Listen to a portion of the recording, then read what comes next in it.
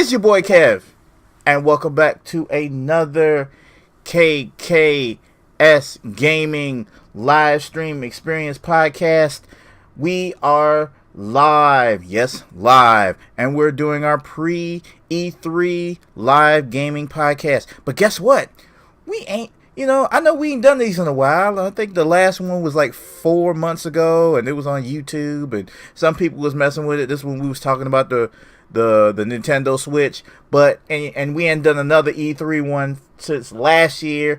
Last year I didn't have a beard, but now I got a beard. I've had a beard so long waiting to do the next podcast. That's just how much beard I had. Okay, and but like I said, we also not alone. We also joined with the homeboy Isaiah. Isaiah, what's up, man? Not much, man. I'm doing all right. How you been doing? I've been doing pretty good. Still hyped on a lot of things. Hyped for E3. Hyped for the Black Panther trailer. Hyped for a lot of things. Oh my God, so much good stuff. And my boy Warren, he's having a little Discord trouble right now, but he's gonna be popping in pretty soon. So as soon as he gets everything, he gets his eyes and his dots in, So we'll kind of wait. We'll kind of wait on him for a bit. So we're just kind of keep it going now.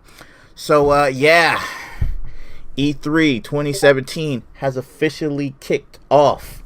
I mean, kicked off in the best way ever. Best is best. I mean, wow, we were. I mean, for real though.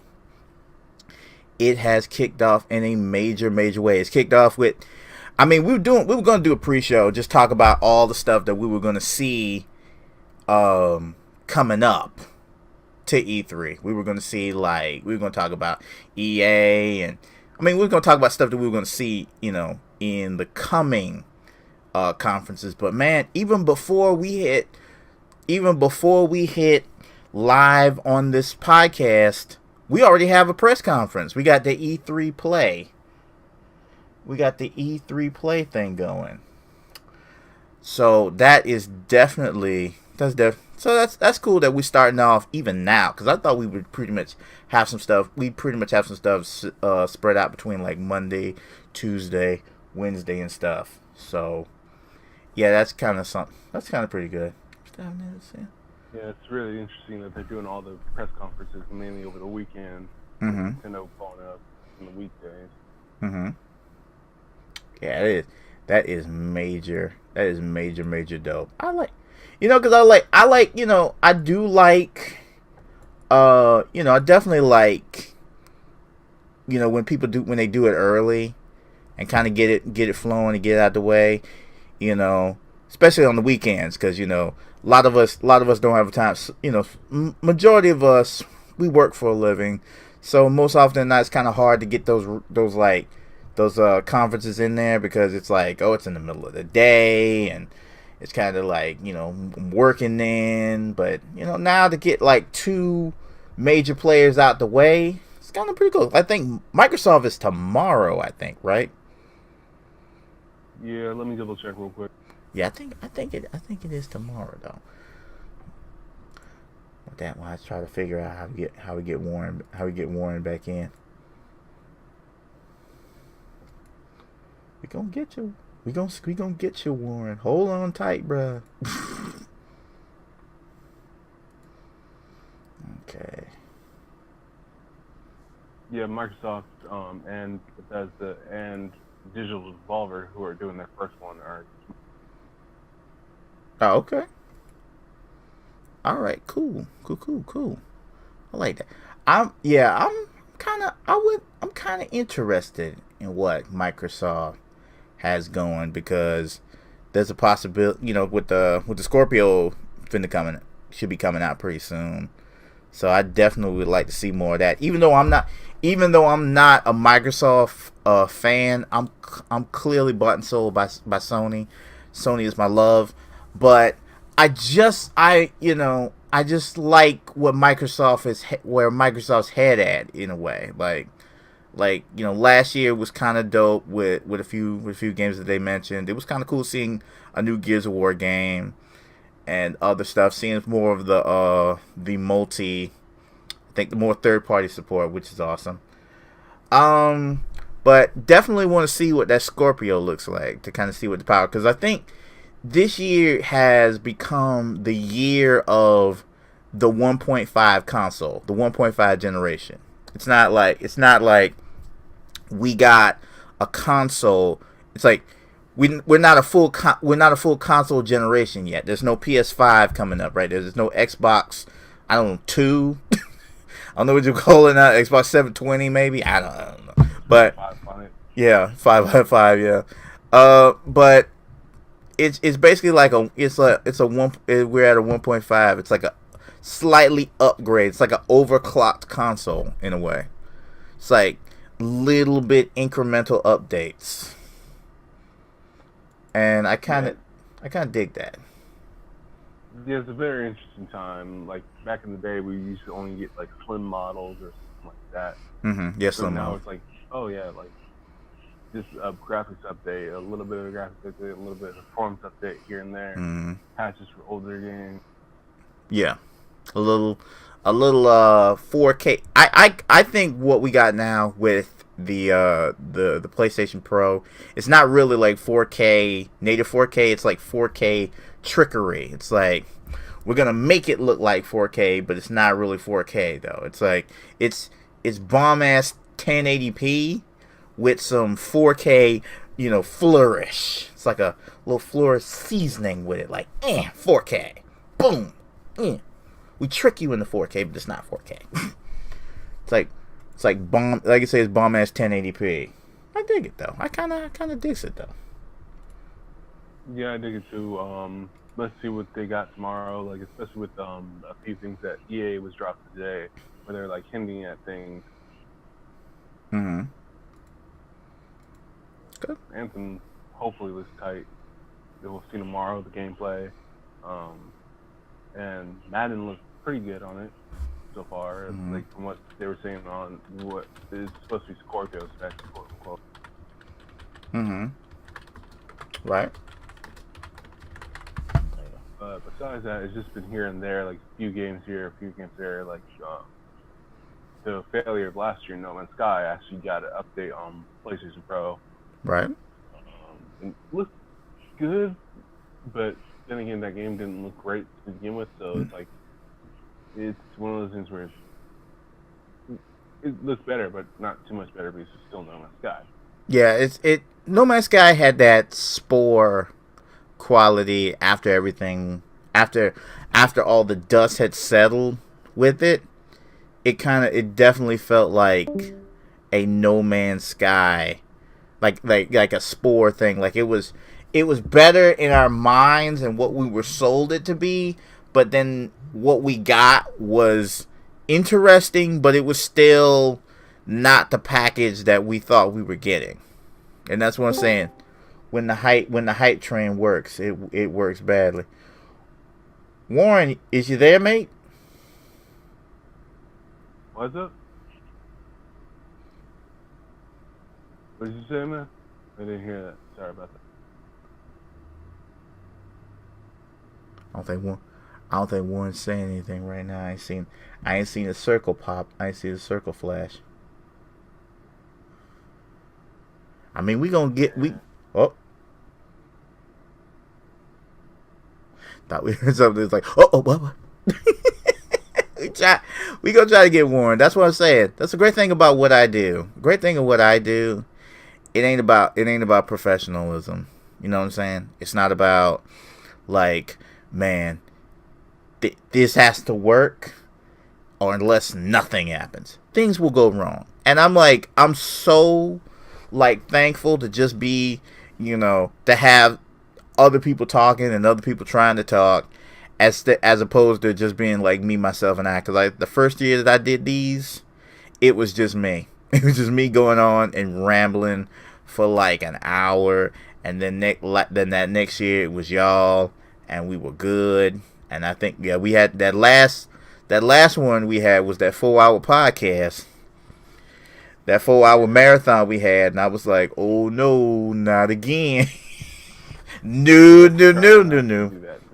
Yeah, not like that. That's the kind of 4-hour stuff right there. That's like I'm that's like Rooster Teeth Extra Life right there. That's like like we That's try. that old let's do this Yeah, that's a level. that's an old school. Let's do this. This for those who are not familiar with what we talking about. Hey, two viewers. For those who are not familiar of what we talking about, is this old website called Spill, and me and Isaiah and the mute Warren, who's not mute. He's just kind of we're trying to get him back on the show. So we were the part of this community called Spill, and it was just a bunch of guys. It was just a group of these guys. We were community for these group of these guys who would do movie reviews and do like a whole bunch of crazy conversations and whatnot. And then Let's Do This was this long. Sometimes it would run 2 hours. Sometimes it would run 3 hours.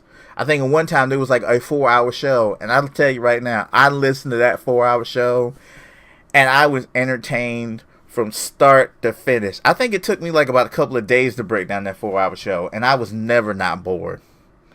I kind of missed them old 4-hour shows because they was dope. They was just dope. Like, just, it was like co-host and Corey, and they were just going back and forth with each other. I love that. I miss co-host. I hope he's okay. Crazy out of pocket shit that happened this week or last week or something like that. Yeah, for real. Cause there's a lot.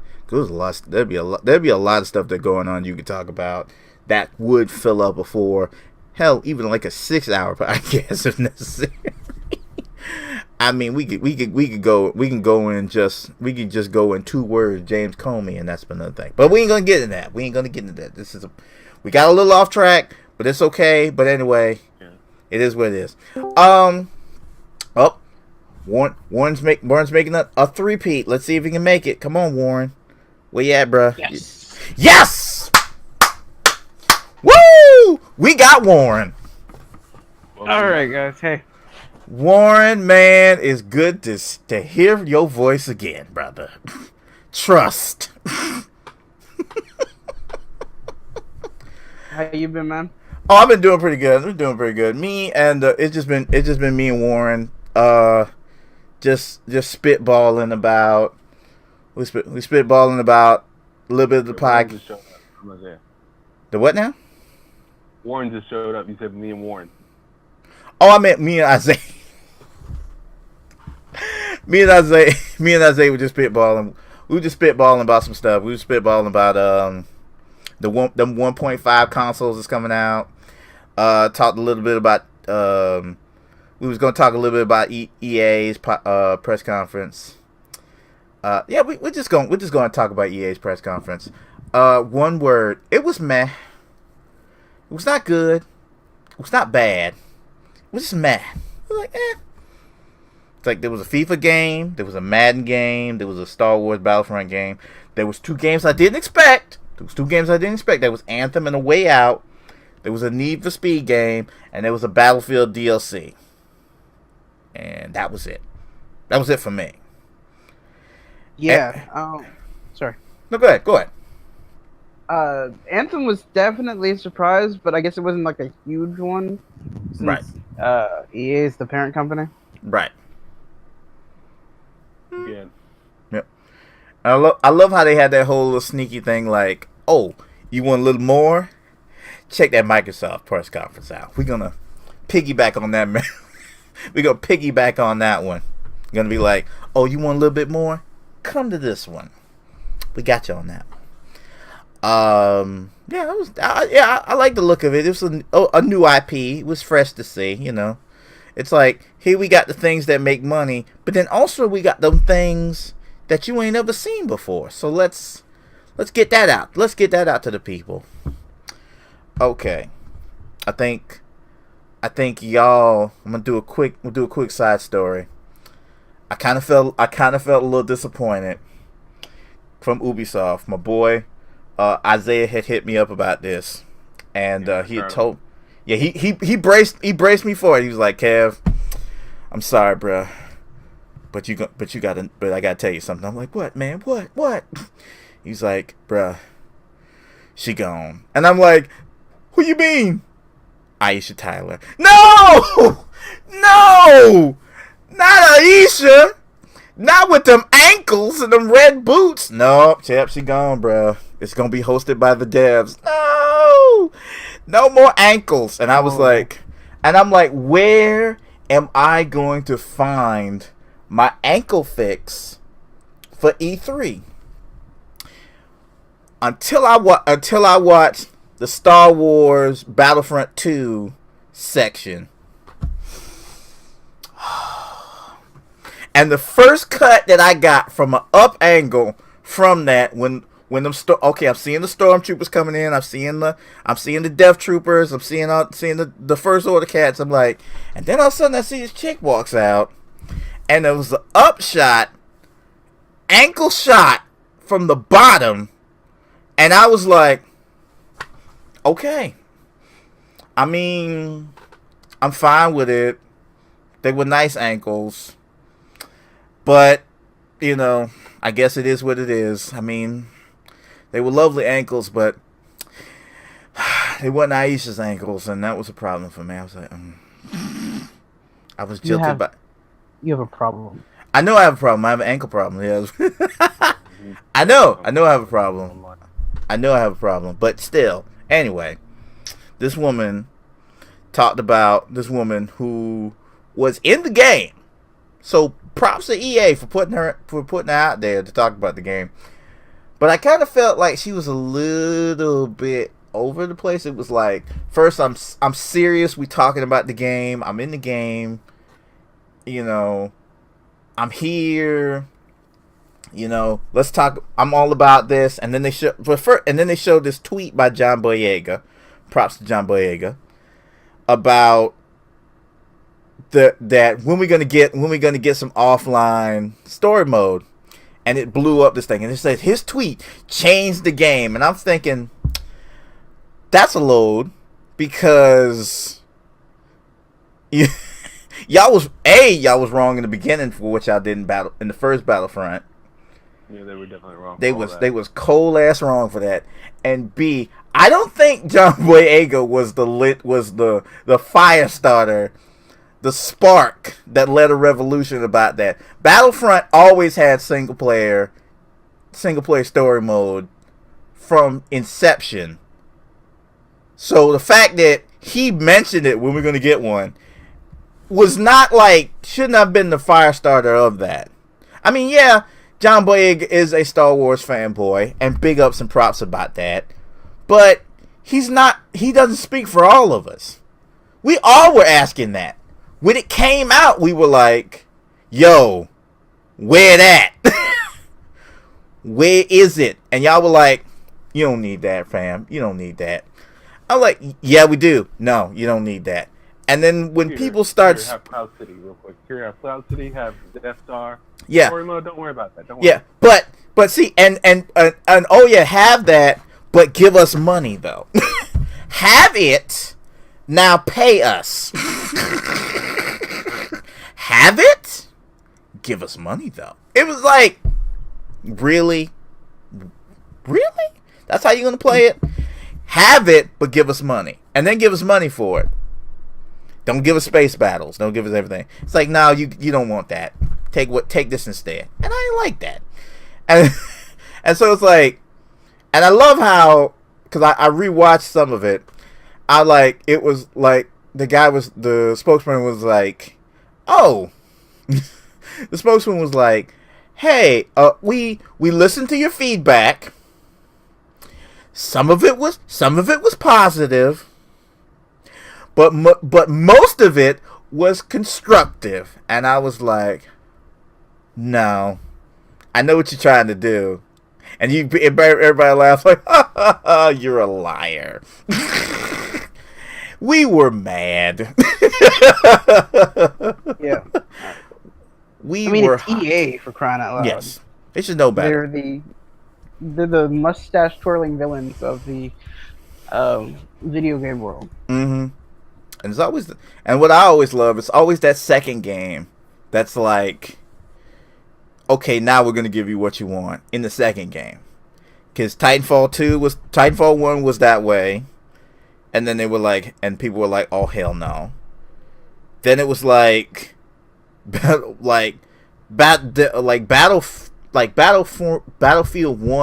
like Battlefield 4 was broken mess, and then they were like, yeah, we need to fix that. Okay, Battlefield 1, we got it, we fixed it, we give you the things you want. Okay, fine. We ain't gonna overcharge. And then it's like, now it's like, when Battlefront 2 was a mess, and I bought that on sale, and I still felt like I was robbed out of $60. I don't know how, but that's how EA does me. Every time I buy something, even if it's on sale and it's bad, I still feel like I've paid the whole $60. I could have spent $10 on Battlefront, and I still would have been felt like I was charged out of $60 out of that. That's how bad that is. And I feel so bad, and I have to apologize to Rodney, who's not on the podcast, but I wish he was, so I can really apologize to him. I would say, like, Rodney, I am sorry, bro. I should have listened to you. Rodney was warning me, like, Rod was like, don't buy it, fam. And I'm like, no, but it's on sale. It's $30. Please, don't buy it, fam. And I'm like, but it should be all right, man. He's like, bruh, please, don't buy it, fam. And I was like, I'm buying it. And I bought it. I think I played like about a week of it, and I hated it. And I was like, I should have listened to Warren, man. I should listen to Rod, man. I was like, I wasted that $30, man. I'm gonna listen to Rodney more often. That was my little brother, and I need to listen to him. Yeah, Y'all gotta learn sometime. Yeah, I learned my lesson. Yeah, but go ahead, Isaiah. EA seems to be learning, at least this year, with Battlefield and Battlefront and Battlefield actually. Mm-hmm. Like with the whole entire Battlefront 2's DLCs being all free, Mm-hmm. and the hint that Phasma and Finn, who are supposed to be big in the next movie, Mm-hmm. are supposed to be like the big first wave characters. Right. Yeah, I'm hype about that. I really am. I'm very much hype about that. I like to see it. I like to see it, but again, I can't put more money to it. I still gotta wait. I gotta wait till it gets down to $40 maybe. Cause I learned my lesson. You can't be hyped by EA games. You can't. You cannot be. It looks like this one might be a full game actually. Yeah. With more than 4 maps and heroes to start with. Mm-hmm. Yeah, Beige Ankle. She said that it was gonna be all the stuff was gonna be free. It was gonna be like first season. It's like as long as the game is running, we're gonna have free content. I'm like, that's dope. So I give them props for that. But still, I can't give them full price. I can't do it because this is EA we're talking about. I can't give them full. I can't give them all of my money. I can't give them that full 60. Can't do it. That hurt me too many times. Kevin, just so you know, your bae's name is Janina Gavankar. Yeah, I knew her name, but I just couldn't pronounce her name. So I was like, it's easier than some other ones. I'm like, yeah, easier than someone. Yeah, Janine. Yeah, Janine was banging. I was like, oh yeah, I feel you. And then it was like after that trailer, she kind of went to that like fangirl like mode thing, and I'm like, girl, you don't have to, girl. I want to tell us about shh, girl, no. You don't got the Jessica Chobot. Yeah, you don't got to be a Jessica Chobot. You can just be yourself. We know we are a room full of men here. There might be a few women sprinkled in, but we're not. But we want to look at you and see you as a beautiful woman who's in a Star Wars games. You don't got to balk with us, you know. You ain't got to keep up with us. We understand. You have your nerd cred already. You are in a video game. You straight. We know you down. Don't worry about it. It's okay. Just be yourself. That's what I love about it. It's about being yourself and being who you are. I like that. But yeah, fine woman. Be who you are, but not who you are. Yep. No. Yeah. Be who you are. Yeah. Be who you are. If you're there, to showcase this game, then showcase this game. You ain't gotta talk, like, oh my god, Hoth and Yoda and Chewie and single player. Oh, I'm just so excited. I'm gonna get my controller and I'm gonna see y'all out there. All right, y'all, everybody, hi. And I'm like, I'm gonna give this girl a way out, and let's talk about that other new game. Yeah. Let's get Janine and her ankles out the way. Yeah. Go ahead, Isaiah. So, A Way Out is a new game by the guys who did A Tale of Two Brothers and Tale of Two Sons Brothers. That game was pretty cool. It was a unique kind of almost co-op-ish game. If you ever played it, you play, of course, two brothers trying to save their father, and it has an emotional story. I won't give it away. Right. I'd say pick it up. It's probably on cheap. Mm-hmm. But this new one, A Way Out, takes place in modern day. It's about two criminals trying to break out of jail, and their adventure after they break out of jail as well. It's in the trailer, so I'm not giving too much away. Right. But like they said, it's full on co-op, like full on, and including you could be in a cutscene and your partner could be walking around seeing that cutscene. I like that. I can see myself doing streams like that, like where it's just like you gotta escape this way, but then you gotta try to escape this way, and then that kind of works with because the Brothers games was all about like co-op. It was about split. It was like co-op, single player co-op. So it's like you like these buttons, like one half of the controller would control it would control this brother, and then the other half would control this brother, and so you would kind of use them to like position one brother to help the other brother, and I thought that was pretty cool. So to see the people the guys that made Brothers do this game really shows a well-rounded co-op package. So I think that's pretty cool. And like I say, that's one of the new IPs that they got from EA. Okay, we gotta also talk about Need for Speed, because Warren had mentioned this a little bit earlier about when did Need for Speed become Fast and the Furious, and I think that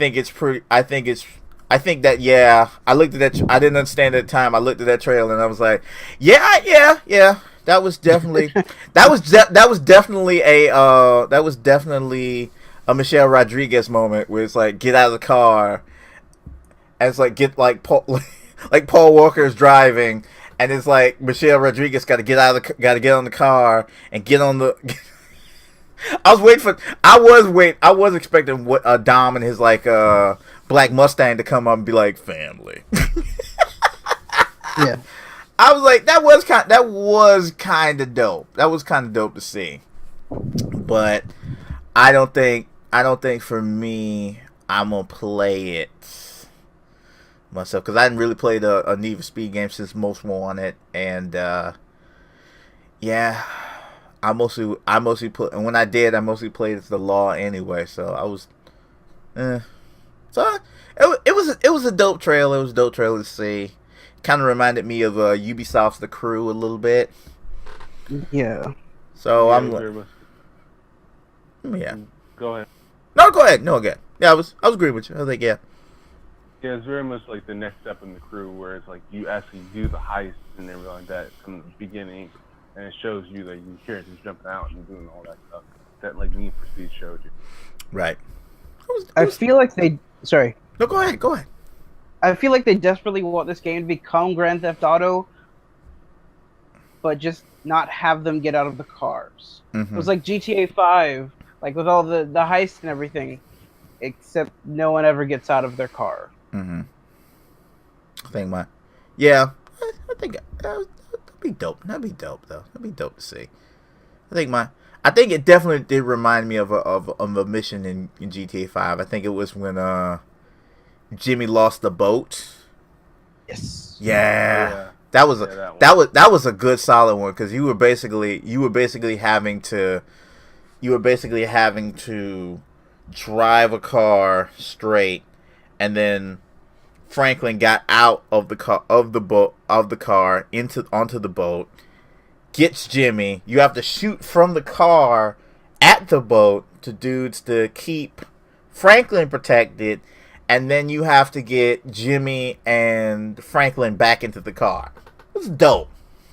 It was dope, man. It was ridiculous, but it was ridiculously fun, especially when you catch up to it and then you see the boat whizzing by, and I'm like, that's what I like about games. I like that cinematic feel of a game where it's like, okay, I'm literally playing in an action movie right now. This is dope. So if you definitely get that feeling if you get that feeling and that sense of like action and danger, I think this would be a pretty good game. So, okay. Yes. Much like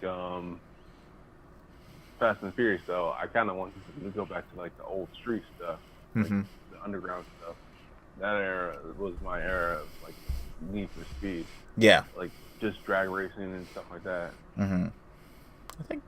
I think we might get a bit of that. I think we might get a bit of the speed, of the quickness of the racing. Yeah, I think we'll get a bit. I think that definitely be races in there. I don't think it'll be just pure on like action set pieces. Because I mean, even GTA had races, and the races were pretty cool. So, sometimes I forget that it is a game, that it is a third person shooter, because there's so many races in that game. Like, oh my god, there's so much racing content. Too many. Yeah. It's like there's like a little new update where it's like slot cars, like on like a little track. That's pretty. I haven't played that yet. I hadn't played that part of Cunning Stunts yet, but it is pretty dope. Okay, FIFA. Anybody care about that?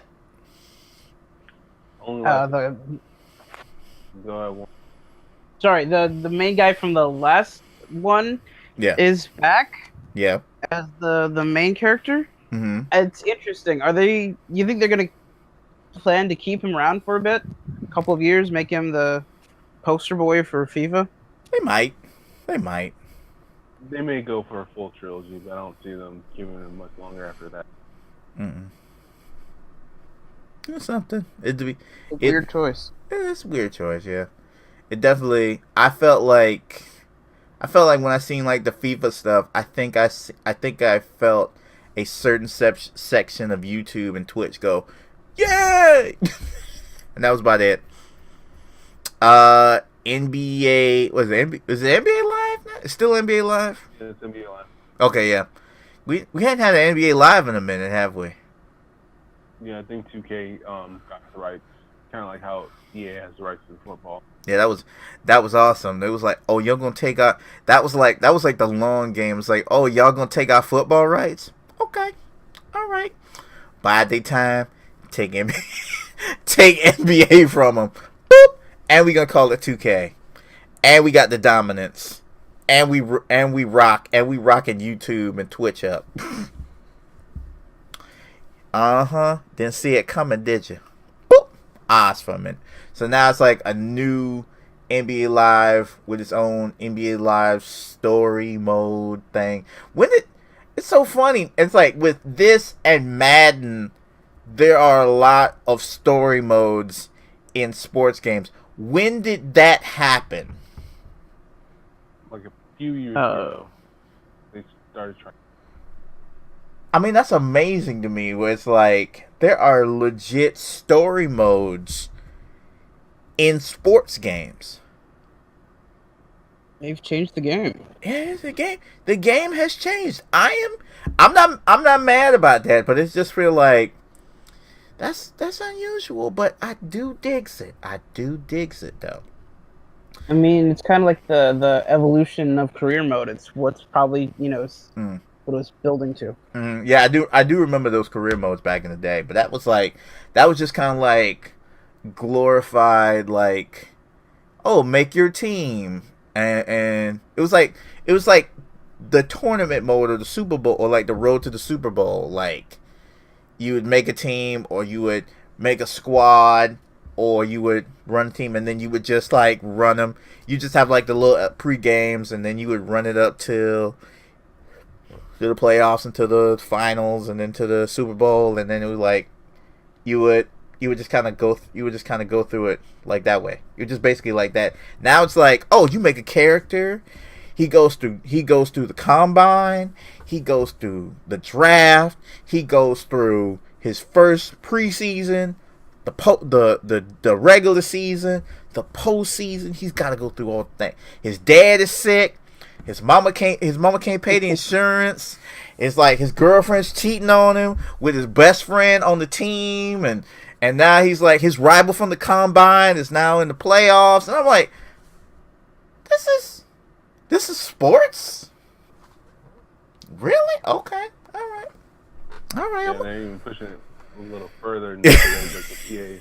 Like EA, they're now doing like the backstory to your kid back in the day when he was with his father and his father was teaching him and stuff like that. Mm-hmm. And also they're getting lighter. Yep. And it's also kind of funny with the the player. I think it was like you get packs. Like I think it's like you can you do particular things and you get packs, or you buy packs, and then packs come with particular players, and then you can make squads up. So basically, some of these sports games have become almost like Pokemon. Yeah, like light RPG stuff. Like light RPG and like collectible card game. It's like I choose you, Kyrie Irving.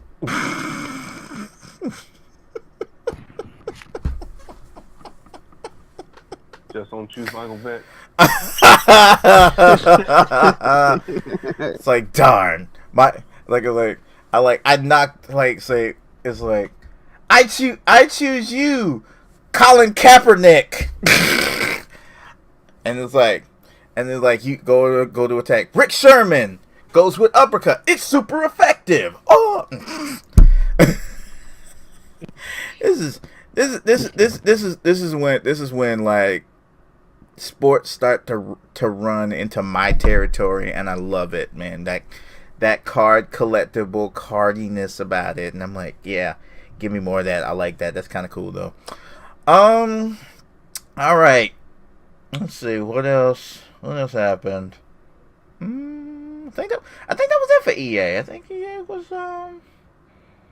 yeah, it was only about an hour long mostly. Yeah, it was about an hour long, and that was about it. Okay. So that's our EA press conference coverage. Anything anybody wants to see from E3, like anything they want to see from Nintendo, Ubisoft, Bethesda, Sony, Microsoft? Nintendo, give me a reason to buy the fucking Switch. Yeah. You already lost me on not having a Pokemon game come to the Switch. I would have even played Sun and Moon all over again if it came on the Switch. But you fucked up. That was fucking pissed. That was freaking phenomenal. Cause I was looking like when I heard about the Pokemon Direct, I looked with a level of there's no fucking way. There's no way that they are going to they're going to talk about a new Pokemon game on Switch before E3. That's like blowing part of their load already. You can't do that. So I'm like, so I was like, but I was still like, well, why you gotta have a Pokemon Direct though to say all the things you're gonna talk about anyway in E3 in that thing? Oh, we're gonna have an alternate Sun and we're gonna have a Black and White 2 again. That so. And it happened a year after, which is really pissing me off. Yeah, so it's like everything. Oh, all that stuff you did in Sun and Moon, you're going to have to do it again a year later. I hope you like that though. I'm like, no. And then what else? What else was in that one? Pokken Tournament. Yeah, that game that not a lot of everybody played. I'm like, the game that nobody would stop playing Smash to play. I mean, it's a good game. It's just they put it on the Wii, the Wii U, so it kind of, kind of failed. Yep. that was kind of lame. But it's on the Switch though. It's just, I mean, they ported it. That was all they had to do, right? Yeah, that was all they had to do. They didn't need to take they didn't need to take a day to talk about this. They could have just said this and this. They didn't need to take time and get the boys from Game Freak and the Pokemon Company and drag them out there to say what we could have heard a week ago, a week later. No, they could have just put it in honestly. Yeah, they did. Go ahead, Isaiah. That's what I'm curious about, because they decided out of every week to do this, to do it a week before E3, and I'm like, you guys got something, especially since Pokemon Company said they were working on something for Switch, not a re-release, but something for Switch. Mm-hmm. Because Pokken is actually just Bandai Namco's game, the guys who make Tekken's game. Yeah, so I'm right. Like, you guys are trying to be sneaky with this. I think there's going to be something like in the next week that we're going to see that wasn't announced, and they're using the direct to throw everybody off. You think it's Snap? Nah, unfortunately, they're not smart enough to do Snap. No, that's not as smart to do Snap. In like Stadium or something? I mean, no, Ultra Stars. They didn't say. They said specifically that Ultra Sun and Ultra Moon aren't coming to Switch, but they never said there wasn't another game that they were making for Switch. Mm-hmm. Yeah, that would. They didn't talk about Stars yet. Yeah.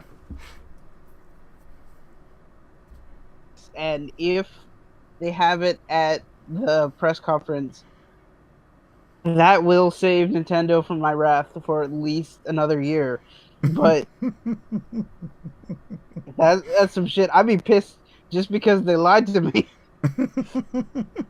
Like why they had to give you Pokeballs, man? God damn, they were red and white. And angry. They were angry Pokeballs. They were great balls because they were blue. Tickled them and no release.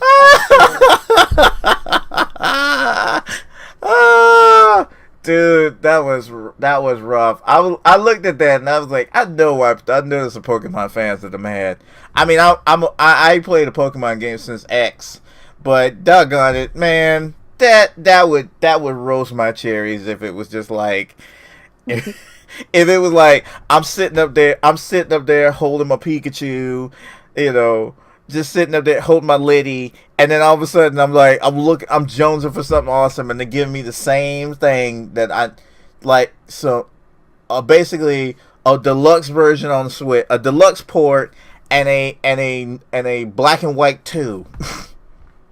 And I'm like, that's amazing to me. Like the level of Nintendo. That one thing I'm looking forward from Nintendo is I'm looking forward to Nintendo to be people of their word and release something that is awesome. That's what I'm talking about. To say, let me give you something to make you want to buy this, except for the stuff that I already know. Because I already know, I already know about Splatoon 2. I already know about Mario Kart 8 Deluxe, whatever. Those are games that, ARMS. Yeah, I have been more excited for ARMS watching other people play ARMS than from Nintendo telling me about ARMS. Yeah. Think about that for a second. They were kind of bad until the last direct about ARMS overall. Yeah, ARMS overall. Because it was like, oh, it's ARMS. That's interesting. And I'm like, it is. But I just don't like the way you're portraying ARMS, though. Even when the reveal happened, when they revealed the Switch, when they revealed ARMS, how many of you did not give that much of a shit about it? Especially when it's the whole, salaryman versus schoolgirl, and they have long arms, and I'm like, what is this about? And then they're fighting, and then I'm like, that's cool, but what is it? I I was kind of on that hype train. I was like, okay, they got something, Right. but like they're not showing it. But Right. then they didn't show it, and then they didn't show it, and they didn't show it until like 2 or 3 weeks ago when they had the direct, and it was just like, okay, Right. you guys could have done this, spread these characters out a little bit better. The marketing was all wrong on it. Yeah. Like the first time I saw it, I thought it was Wii Boxing 2, and then we finally get the last direct, which is like first time, Yeah. all different characters. Yeah. The fists actually matter. Like they Right. really changed the way the entire game is played. Right. And the special abilities of each of the characters also matter to the game. That right there, Yeah. the abilities of the characters mattering just as much as everybody else is just amazing. Like that should definitely have been like something they pushed before everything else. It was Right. ridiculous. Yeah. Yeah, it was. It was like, but again, this is Nintendo. This is Nintendo what we're talking about. You know, they have these ways of like getting us hyped for stuff, but not really explaining what the heck this thing does until like the very last minute, until like people are like about to buy it, and then it's all like, oh, hang on a minute, we need to tell people what the heck this thing is about. And then once people get it in the hands, when these like quote unquote influencers get it, these YouTuber influencers, I don't know if you can't see me, but I'm doing these air quotes right now.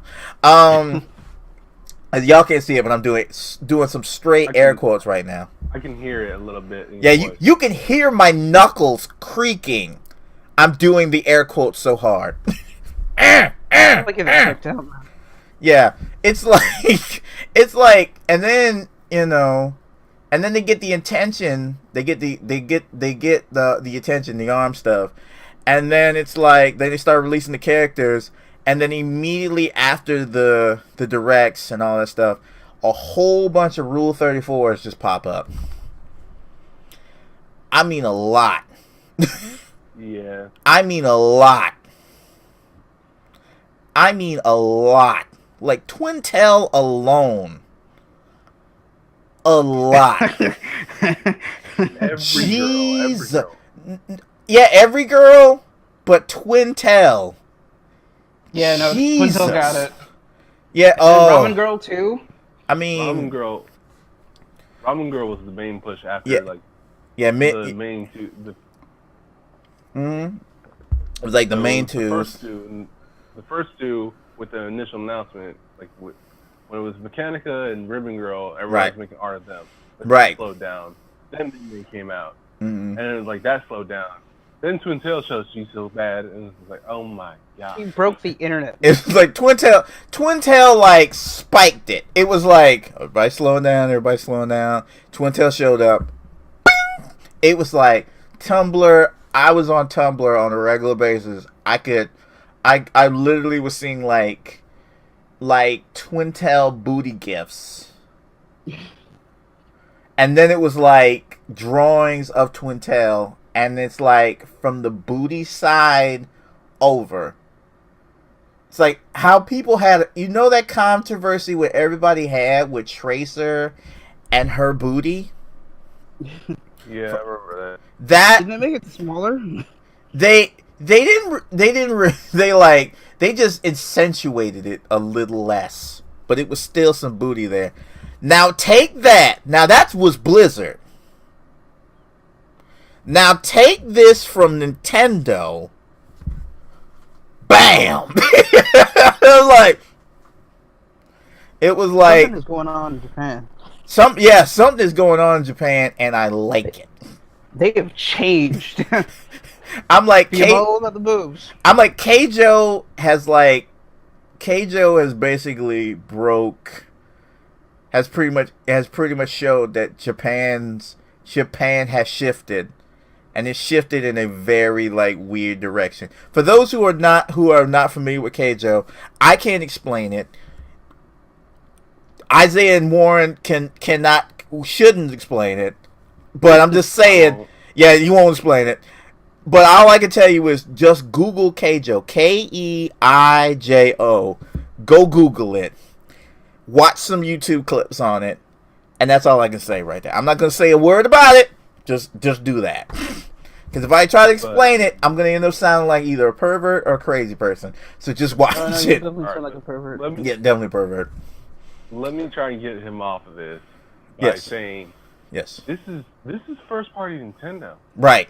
This first party Nintendo. First party Nintendo. They draw an ass. Mm-hmm. Ass. With AZZ. With Ass. Ass. Mm-hmm. So yeah, you can imagine how Japan is. If Nintendo, friendly, oh, no violence for Mario unless it's in Smash Brothers. Nintendo, drawing ass. Seriously. Oh. But yeah, let's move on. And Yeah, do our predictions. Yeah, let's move on. Let's see. I want to see, because like I say, we'll move on from Nintendo, because it's like all they can say is this: look, just don't mess it up. Just give us what we want. Don't give us something that we ain't seen before. Stop trying to peddle Splatoon 2. People are gonna buy it. Just talk about stuff we are going to see in the immediate future. Give us more Super Mario Galaxy. Give us more third-party stuff. Give us more indie development stuff. Whatever you got going on, give us that. But don't be trying to sell ARMS again with all that other stuff. Just give us what we need. Give us the stuff that we ain't seen yet, and talk about the stuff that we have seen in more detail. That's what I want to see from Nintendo. Yeah, and one more thing from Nintendo before we move on. Okay. The Breath of the Wild DLC trailer. Right. We need the DLC trailer for the story of what's coming in December or holidays or whatever you're calling it. Right. Oh, I agree with that. I definitely agree with that. That's supposed to be the story DLC. That's supposed to be the dungeon DLC. That's supposed to be changing the game, basically. And that's what most of the people drop down their $20 for. Right. For that season pass. Right. Not that Switch shirt. Not that hero mode. Which should have been in the game in the launch, but I'm not about to get into that. Yeah. But that dungeon and story DLC. Right. Okay. Got that. All right. What do we hope to see from Sony? Spider-Man PS4. Yes. Agree with that. Well, I mean, they have to show it. Right. The new Sucker Punch game. Yeah, Days Gone. Days Gone. What the hell is that? I know what the hell it is. I want to know what the hell is it. Yes. Yeah, we only know about like Last of Us before launch information right now. Yeah. Like what Days Gone is, what it means, and everything like that. Mm-hmm. I want to know what makes. Sorry. No, go ahead. I want to know what makes it different from other zombie games. Like, I mean, I understand that. I mean, the tech in it, the way it looks, and the way the zombies move, and that kind of thing, that's great. But what makes it different from any other kind of, zombie survival game? Yes. Yeah, you're right about that. Especially Last of Us, because it's like, okay, you literally showed Last of Us and Days Gone within a year of each other. Yeah. If you count both E3 and the PlayStation, whatever that was, at the beginning of the year or end of the year. Mm-hmm. I mean, I think they were practically right next to each other in the E3 show. Yeah. Oh yeah. It has to be different somehow, because it can't be, because they both were about mankind going through a shitty existence, and it was not, and most of the time you were not killing cordyceps or clickers. You were actually fighting human beings for survival, and those set pieces were awesome. It has to be more and different than the sum of its parts. Would it be open world? If it was open world, I can be like, okay, that's definitely different from Last of Us, because Last of Us was very scripted, very not like on rails, but very like you can only go so far, and you have to solve puzzles, and you have to figure out ways to get around these set pieces, but you were pretty much on a linear route.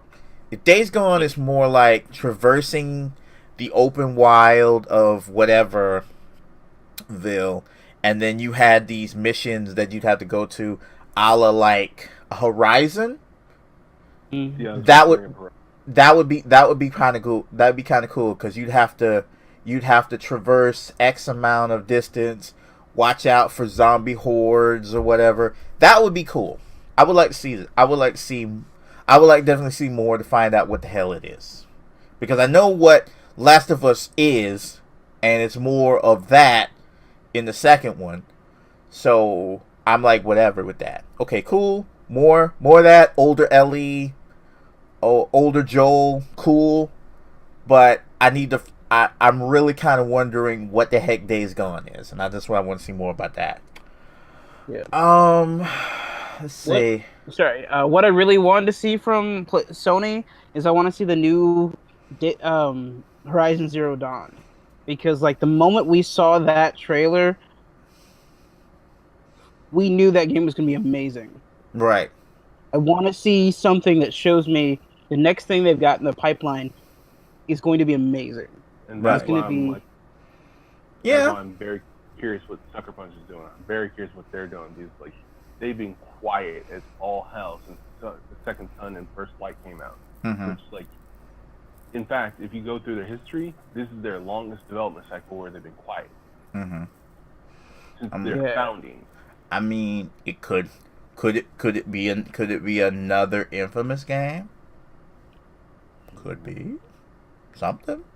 Everything people are saying, everyone's talking and saying it's probably not an Infamous game. Not that I wouldn't love an Infamous game, but everyone's saying it's a new IP, or they're thinking along those lines. Oh yeah, I love new IPs. Give me new IPs, because whenever I hear a new IP, it's like that's like those feelings we got when Uncharted came out, or Horizon came out, or Killzone came out, where it's like something that's beyond like the roots of the company, like, you know, instead of like Spyro or Crash Bandicoot or Sly Cooper, we get those new IPs, and those new IPs blew our minds. We're like, oh my god, I didn't know that they had the ability to do this kind of stuff. I'm like, I still can't believe that Naughty Dog, who created Jak and Daxter, could create something as awesome and cinematic and visceral as like Last of Us or the Uncharted series. Like, Yeah.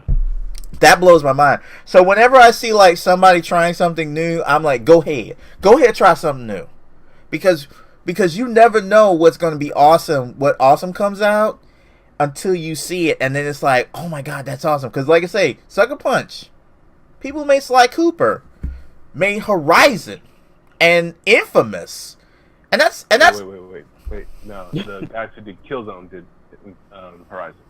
okay. Oh yeah. Okay, that's Gorilla, right? Yes. Yes, right. Yep. Yeah, that's what I'm thinking about. Yeah. Yeah.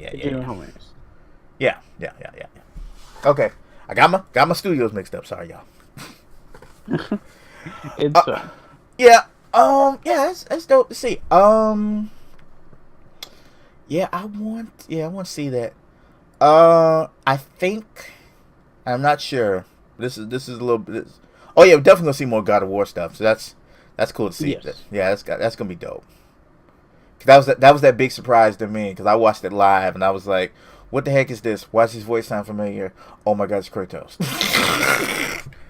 Oh no, yeah, it was beautiful. Yeah, that was beautiful, man. Oh man, Kratos with a kid, can't get over that.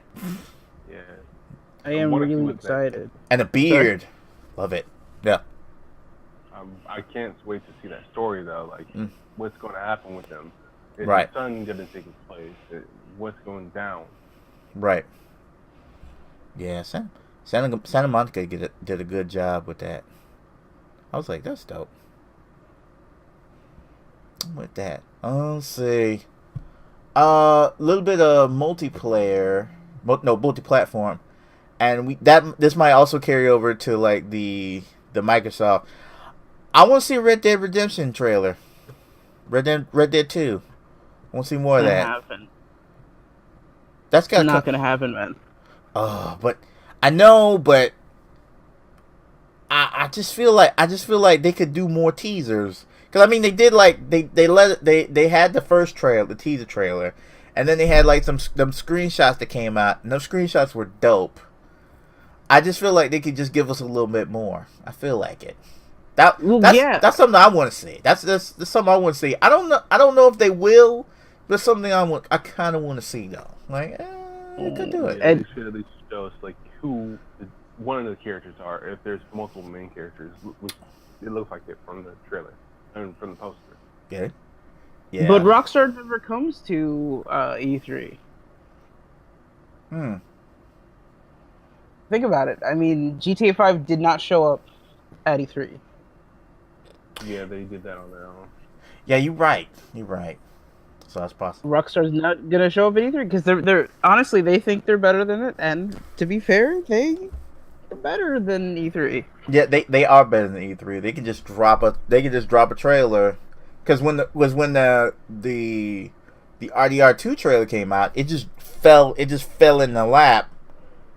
No, it didn't fall into people's lap. They posted something on their Twitter, and then people like picked up on it, and then they were like, and then they picked up on it, and then they had like a countdown for the trailer. Then the trailer came out, and then it was like that was news for at least 3 days. Yep. Yeah. People were picking at that trailer, like, you know, trailer. You know, I think that trailer made people some money in ad revenue, because they were like picking. They were like, okay, if you slow it down here. At this mark, this looks like somewhere out of Blackwater, and then over here, that could be somewhere around Chiparosa, and this place, and then over here, this could be somewhere near Armadillo, but it could be bigger than that. You never know. It's like, I know that trailer made people some money. That one I could say for true. Show a damn thing. Yeah, didn't show much, but just showed enough, and people were picking at that bone, like, that's some meat on this one.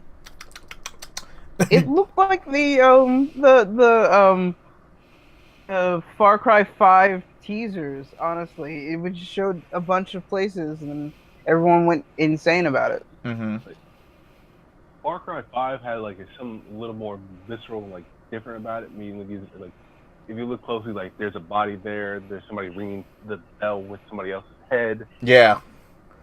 That was crazy dope. I was like, boom, and you see somebody bang ramming that head in. I was like, okay, that's pretty dope. That fits the narrative. And then we saw the trailer, and then the character trailers. Yeah, we're just gonna jump into Far Cry thing. We're gonna jump ahead of that into it. This will count for also Ubisoft 2 as well. But yeah, that was kind of dope to see that they're in America, and it is a cult.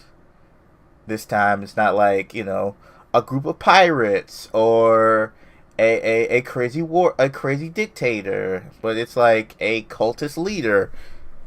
And I'm like, yeah, it's kind of dope. It's kind of dope. I like the Reverend. I love the Reverend. I like what was it?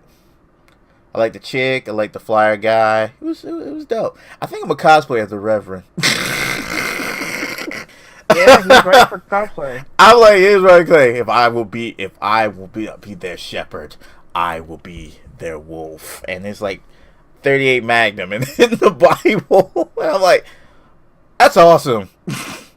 He's already my favorite character. Yeah, he's already my favorite character. He's already my favorite character. I said, yeah. I didn't even see his like trailer yet. His featurette trailer.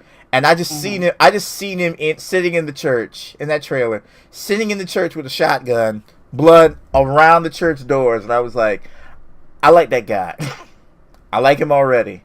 He's like, y'all, I love y'all, but I will blow your heads off in the name of Jesus, amen.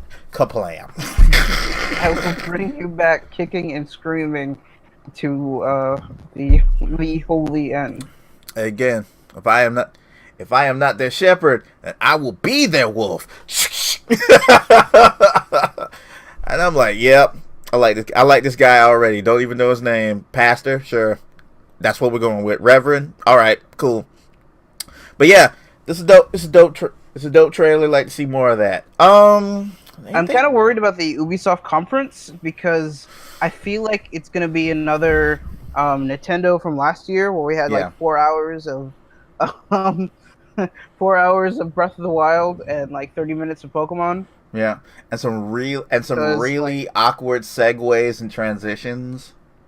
And then we're going to be spending a lot of time talking about the movie, and about the movie that nobody watched. I looked at that movie that when they were talking about the movie, I was like, so you guys are going to talk about the movie, huh? Okay. Yeah, they needed to talk about something Assassin's Creed because last year they didn't show anything besides the movie. Yeah, that was this year. This year they're setting up that the next one's coming out. But yeah, Egypt, it's coming out this year. Okay. And I mean, so the only things they really have to show that we know about are Origins, Assassin's Creed Origins, and Far Cry 5. Mm-hmm. So I'm kind of worried. I mean, they could pull out a Steep out of their ass like they did last time, but Assassin's Creed Origins and Far Cry 5, that's not. Yeah, and they won't have a Watch Dogs 2 to really like save their bacon though, or the Ghost Recon Wildlands. They gotta have something. They gotta have something. They might. Maybe though. I'm thinking. But they got smaller stuff that they could always do. They could always bring out Prince. They could always bring back Rayman. They could always do smaller stuff like that. People forgot about, but it is Ubisoft. Yeah. Division 2. Do we think we're gonna see the Division 2? Oh hell no. They just got Division 1 straightened. It's just good enough a game now. They're gonna go through the whole process of Division 2. I'm gonna do a little quick mini rant on Division. That game broke my heart because I thought I had so much good hopes for that game. Like I had mad hopes that I was going to be in a city and we were going to be covered with Division agents. I felt like we were going to have like a squad. And we were going to like run through Manhattan like a force to be reckoned with. And we were going to be taking out names, and we were going to have Division agents and commanders, and they were going to be like, and their Isaacs are talking to our Isaacs, and we're going to save other downed agents. And then when I actually played it for like betas and free weekends, I looked at it and I said, This is not the game that I was promised. You lied to me. And it was like, we get taken out. Our one like Division agent is like wounded, so she's out. And then I'm basically I'm a man alone babysitting a bunch of JTF agents, JTF soldiers, and they are incompetent as hell.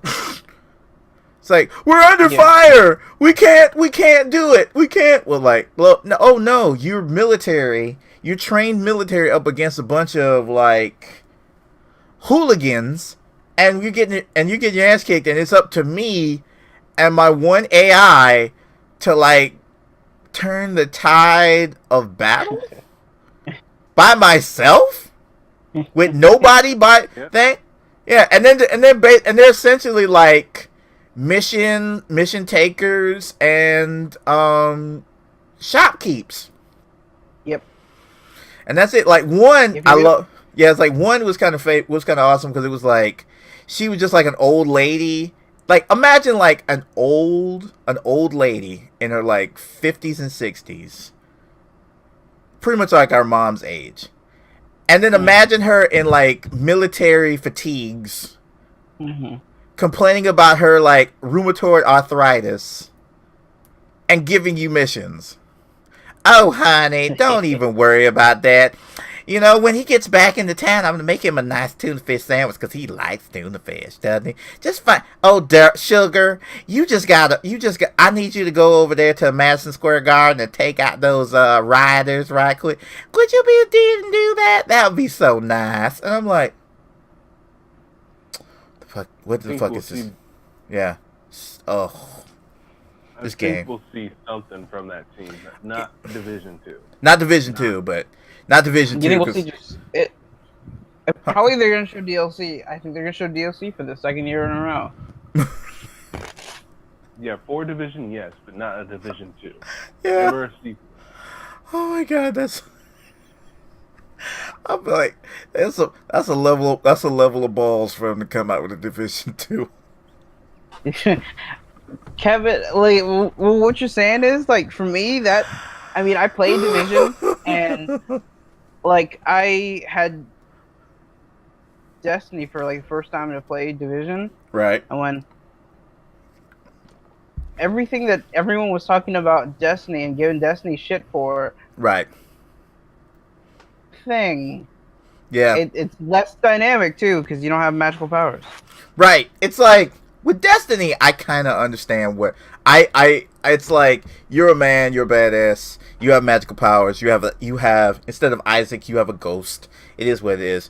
But there's a level of like life in where you are. When you go to like the Cosmodrome, or when you go to like Venus, or when you go to like the moon, you know you're a badass because you have been grained and in the story that you're a badass.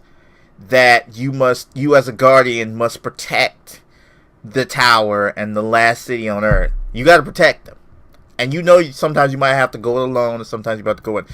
With the Division, it sets you up for this, like you're part of this team who are sleeper agents and become activated when something bad happens. You have trained your life for this exact scenario and this exact moment, and there's nobody. Yeah. No agents. None.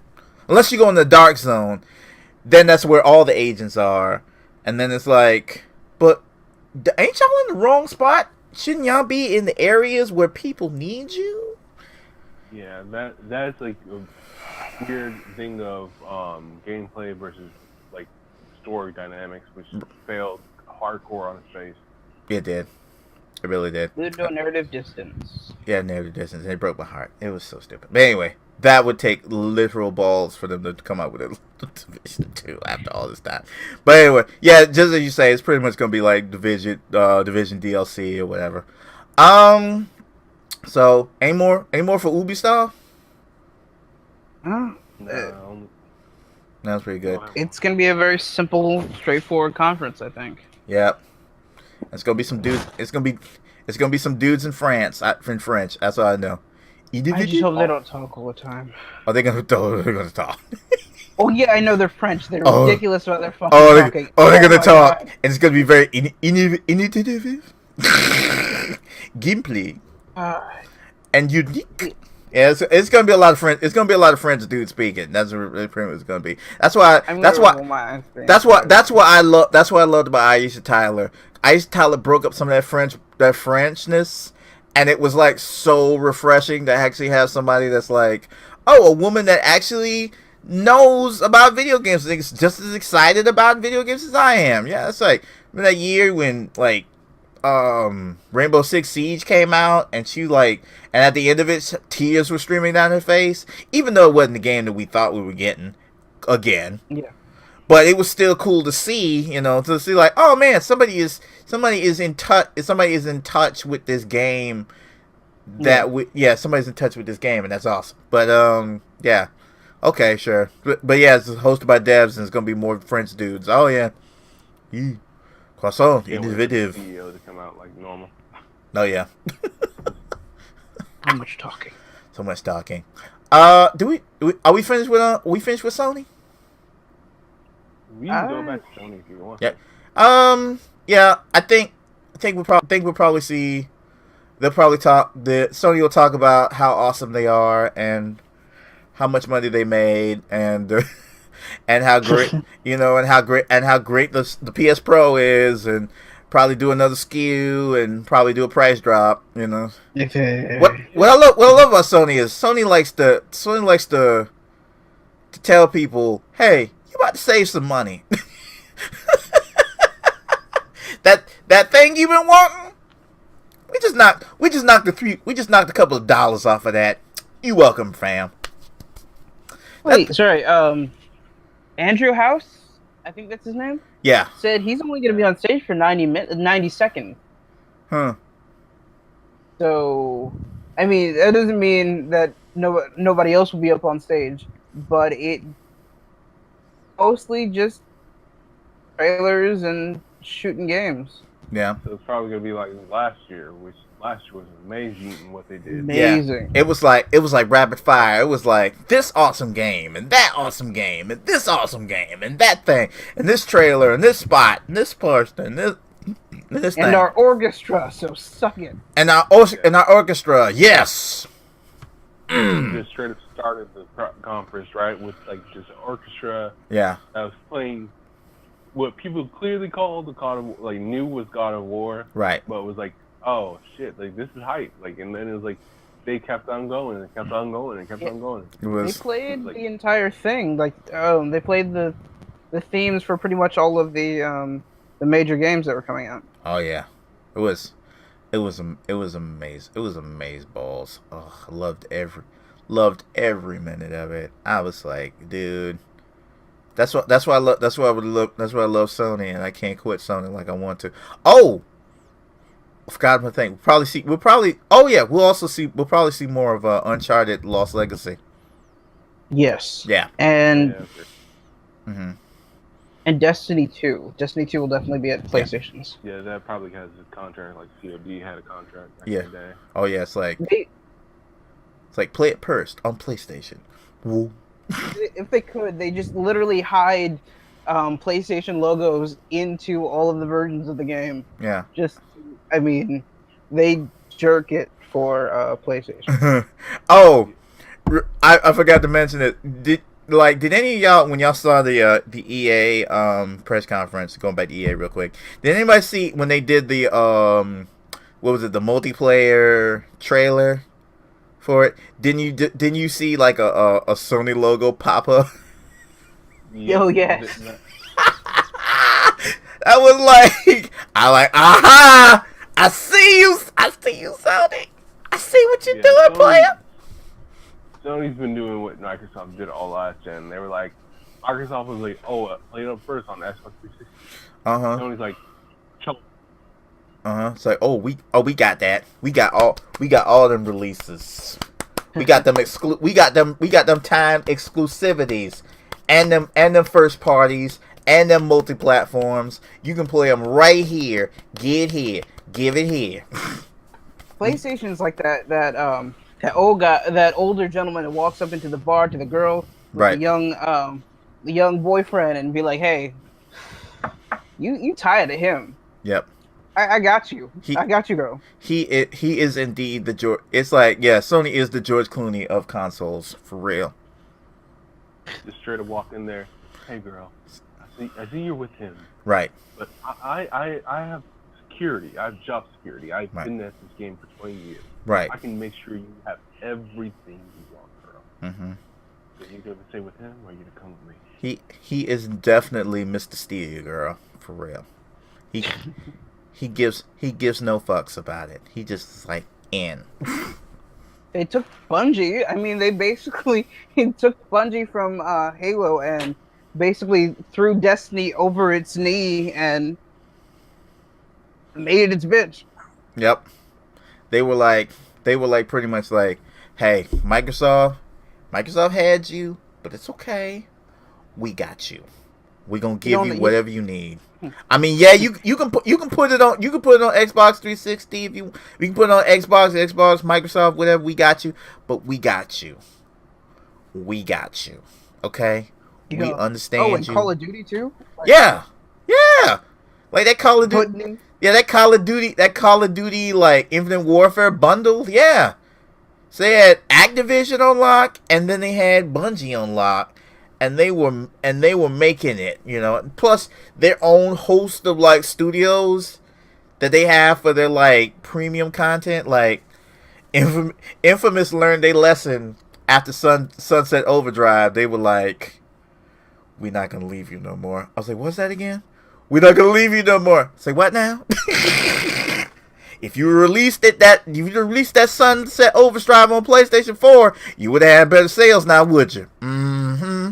You was thinking people Get gonna in buy. the car, girl. Get in the car. Now get your ass in the car, girl. Don't you ever leave me like this again.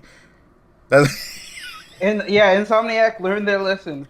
And they were like, "Alright, it's cool. Alright, now give us another Ratchet and Clank game. Yeah, I'll give you one. Yeah, alright, yeah. Yeah. Mm-hmm. Get your ass in the car, girl. What I told you about talking about that stuff. Yeah, that's definitely like pulling your girl off the corner. Like you stroll up, you see a girl, Cheryl, that's you. It's just me. Get your ass in the car, girl. You ain't supposed to be out here like this. You punch a pimp out. Bow! Man, I ain't the one for you. Get your ass in the car, girl. Let me talk to this man. If I ever see your behind around my girl again, it's gonna be trouble. You better get back. It's like, and like right now, like Insomniac ain't going nowhere. They being real good. They making a new Spider-Man game. Everybody's good. Ain't no problems now. Ain't no problems now. They back home. Right. Let's move on to Microsoft real quick. Okay. So, who's hyped for Microsoft? I want to see Scorpio do something. I want to see. That's it. I want to see it be more than just a. Here's more graphic. Mm-hmm. Here's the teraflops. And right. Here's what it can really do. Right. I want them to. Xbox needs more than just a Scorpio. Right. Okay, so they make Scorpio, and Scorpio shows that, hey, it's the strongest console in the world, stronger than some PCs, stuff like that. Mm-hmm. Games to back it up. Xbox doesn't have the first-party games. Mm-mm. So this has to be them saying, here's our Horizon Zero Dawn, here's the new, here's our version, here's our Persona 5, here's mm-hmm.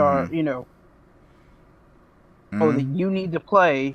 Right. And be jealous because it's only on Xbox. Right. Because they had Scalebound, and I was like, oh, Scalebound looks dope. Canceled. I'm like, really? Your one dope IP that people are like really excited about, even though it did kind of it definitely looked a little sluggish, but I know they just need to optimize it a little bit better. It would have been fine, give it an extra year, some more spit polish in it. It would have came out good, and then all of a sudden it was like, nah, we cancel it. That was a mistake. It's like it's canceled, or is it canceled? But it's not canceled. But it is. But it's not. But it is. Is it? No. It's just kind of like, oh, we canceled it, but we could still use the IP at some later date. It's like. Yeah. It's like we're gonna make the game sometime, but not when we need it. Yeah. The thing is, they're spinning their wheels, honestly. Oh yeah. I mean, Sony for the first 2-3 years of PlayStation 4 didn't have the marquee first party titles. Yeah. They were just going off on their win at the outset. The hey, we don't have DRM. Yeah. That thing that pushed them forward. Oh yeah. And then the shade was real that year. Oh my god, the shade. Yeah, I mean, I don't we won't have a year like that. But yeah, we're not gonna have a year like that because Microsoft had learned their lesson. But man, the shade was palpable. It was like, it was vintage shade.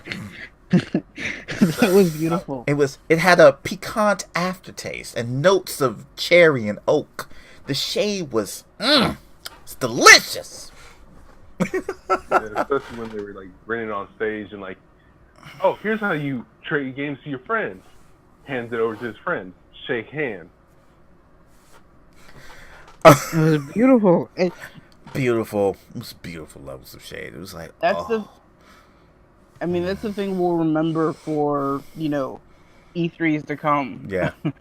It's like, right. It's like, it was one of like it was like one of the like premier Sony moments up there with like Ridge Racer and like Giant Enemy Crab and, and dude. $599 US. And $599 US, and you're not gonna find another console or just like from like the early days of E3 when the guy just walked up and said $299 and just walked the hell off. It was like, really? What? $299. What?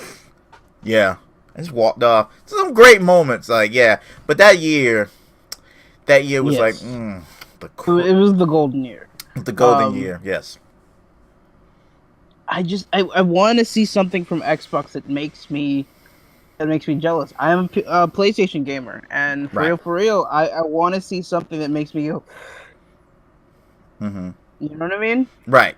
I had that feeling, which funny enough, it was Sunset Overdrive, that I was like, man, I would have loved to play this game on my PS4. Oh man. But that was it. And after that, it was like Gears of War, multi-platform stuff, blah blah blah blah. And I was like, I'm good. I don't want to play any of these games. I don't want to play any of them. All right. I'm so frustrated. Yeah. Yeah. So we're probably sorry. No, go ahead. We're probably not getting a Halo or or another Gears, right? Because Gears happened. Yeah. Last year, and so what's coming out the same year as the? Nothing that they've announced. Nothing announced. Isn't that scary? Yeah, it is. Well, yes, see, it is. Sea of Thieves is coming out, but that's nothing to be like holy shit about. I mean, I hate to be the guy to throw shade at that game, but I mean that game looks like Wind Waker with some frames missing. Right. Oh yeah. I'm gonna be completely honest. Yeah. Oh yeah. Crackdown. I looked at my cheat sheet. Cheat sheet had Crackdown, and I was like, oh yeah, Crackdown. That's something. How long has it been since we've seen that game? God, that was 2 years. 2 years, yeah. It was like 2 years, and I think it was like 3 or 4 more years since the last Crackdown game. So I was like, we like 6-7 years for Crackdown. That's a long ass time to be sitting to have, to not be making a game. Yeah. We should be at Crackdown 4 right about now. Did we see a big trailer 2 years ago? Yeah. Like the neon truck driving into a building and then it exploded or something like that. Oh, yes. Sorry. I'm excited to see what that is. Mm-hmm. Needs the Scorpio? Yep, the Scorpio. I think that's it. It's the Scorpio and how stuff can run on the Scorpio, and Microsoft is awesome. That's pretty much what it is. Just like that's pretty much like, oh, games could run better on the Scorpio. Now I got. Yeah, go ahead. I got a mini rant on this. Okay. Microsoft is fucking up. Like I'm not supposed to curse that much. No, dude, fire up, bro. Fire up. They have so many IPs. They have Crimson Skies. They have Bonk. They have so many different IPs that they can use for years. They have Jet Force Gemini. Right. Remember Jet Force Gemini? They have that. That was awesome. They haven't touched it. Right. No. They have every single IP they need to crush Sony right now. Right. But they haven't touched them. No, they haven't. And it's so fucking frustrating. Because I'm like, okay, if you guys put this shit out, right, you guys can be on top again, or at least be next to where Sony is right now. right. Rant done, because I'm just like, but it's just like, fuck.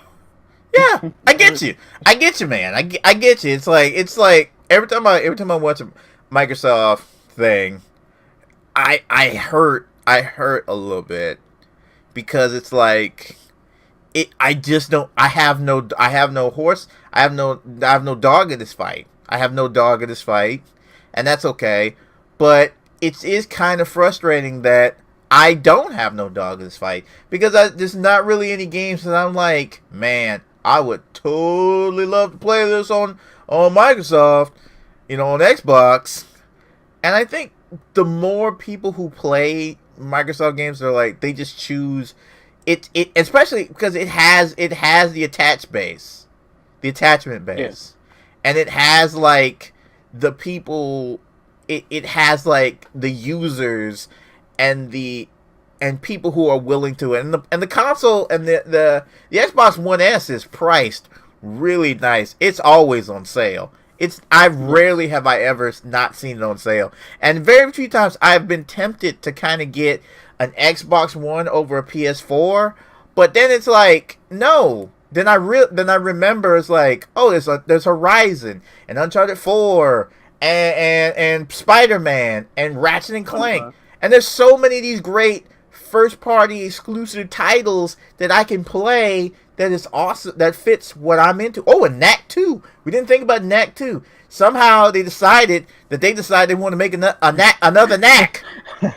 I was like, that was like, that's not like Division 2 where it's like a bally ass move. Somebody was like, look, I like Knack. We like Knack. Mark Cerny was like, dudes, we're making another Knack game. I know, Gary. I know, Gary. But listen, we're gonna make another Knack 2 game. Mark Cerny demands it. Well, he made the PlayStation. Yeah. So yeah, he is playing. They gotta do whatever. I am PlayStation, and I demands it. And I'm like, okay, all right. That's like a Lucius Lyon move. Like, I know we're gonna make this game, but we're gonna make my game first and bump whatever y'all got to say. Thirsty? Show them the door. That's the kind of move. Shout out to all my Empire fans. To all my Empire fans out there. Y'all know what I'm talking about. But anyway, but yeah, but yeah, that's the kind of thing I'm talking about. Like, people, there are games that are coming out that are first party that are interesting and intriguing, and I don't think Microsoft really has that. And as busted as Nintendo is, there's still some games out there that I'm excited to play from Nintendo. There's nothing really from Microsoft that fits me, that says to me, hey, stop playing with Nathan Drake and stop playing with Nathan Drake and what's her name, Aloy. Stop playing with them two. Play with our guys. Play with these dudes. There's nothing there. And mostly they're just going to focus on, they're going to talk a lot of stuff about Spot Scorpio. They're going to talk about how awesome it is, how superior it is, how better than it is in the PlayStation Pro. It might have better 4K. It might have better 4K smoke and mirrors. Because me and Isaiah were talking about the Pro. It's not really 4K. It's like 4K smoke and mirrors.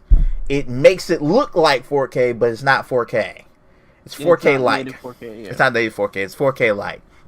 We're not there yet. Vaseline on that. Yeah, unless you're on the PC. The thing. Where was I going with this? I'm sorry.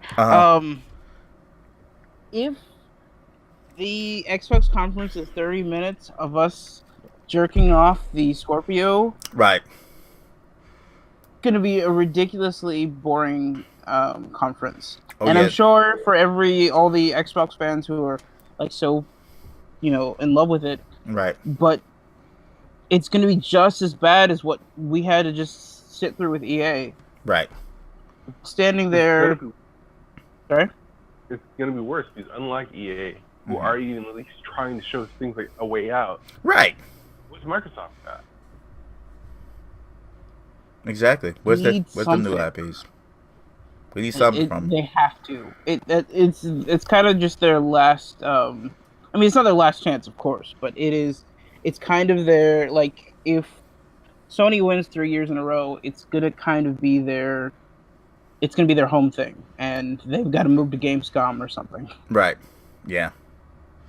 Because like I was really a little surprised to see what they had to offer, really, because and they really didn't talk. They really didn't talk about the thing that makes them money, and it's not Battlefield. It's not Battlefield.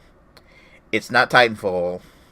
It's not FIFA or Madden or any of those things. The game series that makes them guaranteed money every day, every year, and every iteration. They need to talk about The Sims. And I'm going to tell you why. Quick hands in motion. If you have ever dated a gamer girl, like I have, they love them some Sims. And I'm gonna do a quick shout. I'm gonna do a quick shout out. I'm gonna do a quick shout out to my homegirl Jessie. She and her boyfriend, they play a lot of Sims, and she runs a Sim channel. And I can tell you right now, the majority of people who are excited about Sims will buy the Sims. Will buy Sims every year. They will hate it, but they will buy it. I have never seen how many people who complain so much about Sims 4 bought it anyway and still and played it and said this is terrible, as they played and sunk thousands of hours playing it and buying and downloading CC and making custom made characters and whatnot. That's the thing that will make them money. It's not, and it's never, like I say, it's not Titanfall, it's not Battlefield, it's The Sims, because they make money every year. And if they decide to come out with a Sims 5, that's going to make money too. It always does. That what really kind of keeps EA afloat, though. It's like Sims fans, Battlefield, and maybe FIFA. And FIFA, not Madden, FIFA.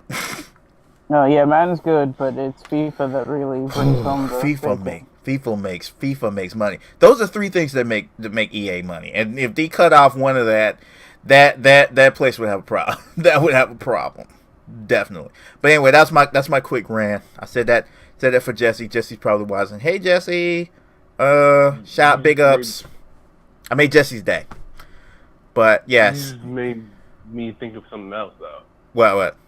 Another publisher and developer that releases kind of meh games if you look at them technically, but right, has a solid community that loves them. Right. Bethesda. Oh yes. Good segue. I like that segue. Isaiah. You picking up on that. I like that, bro. But I actually thought about that. Actually, really like. Yeah. I was like, wait. We're really actually not thinking about Bethesda at all. Right. It's like I'm trying to think about Bethesda. Let's see. I'm like looking at my cheat sheet. Possibly. Maybe some Wolfenstein stuff. Maybe some Prey. Definitely Wolfenstein. Yeah, some Wolfenstein stuff. Probably not Prey. No, not Prey. I don't know why I said Prey, because Prey just came out. Moo. But yeah, definitely some Prey DLC. Yep, maybe some Prey DLC. Maybe. That seems a weird choice though. But I mean, they did Nuketown for last year, so right. I don't know what I'm talking about. Yeah. Nuka World. No, Nuka World. Yeah, Nuka World. Yeah. Same. No. I'm sorry, I don't play Fallout. I'm gonna stop you right there, but no. It's like no. I'm sorry. You're probably thinking about Nuketown. That's Call of Duty. Talking about, I was thinking about the theme park that they did. Yeah, for Nuka World, Nuka Cola. Yeah. What? So it's Wolfenstein, and there was another one. I can't remember what it was. Oh, Beyond. No, not Beyond. No. Doom? Something evil. The Evil Within. Within 2 are the the hinted the not so secretly hinted at that they'll probably be talking about this year. Elder Right. Scrolls 6. Oh yeah. I would love an Elder Scrolls 6. Oh my god. Yeah, Elder Or Scrolls. Yeah. put it in Elsewhere or not Cyrodiil. Fuck Cyrodiil. Yeah. Hammerfell, Yeah. Homeworld. I would be all over that shit like nobody business. Mm-hmm. Oh yeah. Oh, keep talking, y'all. I'll be right back. Keep talking. Keep talking. Alright. I really want to see an Elder Scrolls 6. I mean, I liked Skyrim well enough, but after playing it for 300 hours, I'm kind of like done with Skyrim. Just, Yeah, I can understand that, man. Like, I wasn't a big Skyrim fan overall. Like, I only put 24 hours into it, then I dropped it. wow. But yeah. You are probably one of the only people. Yeah, I'm that weird guy with a lot of games sometimes. I feel you. The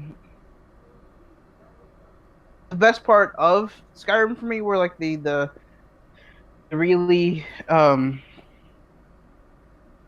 really straightforward quest lines, Oh yeah. like the Dark Brotherhood, the main quest line, the Mages Guild. I wish they did more with Mages Guild.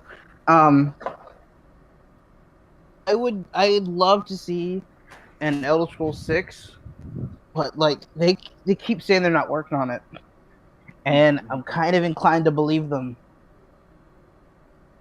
because ESO is doing so well. I think they're at least in the planning stages.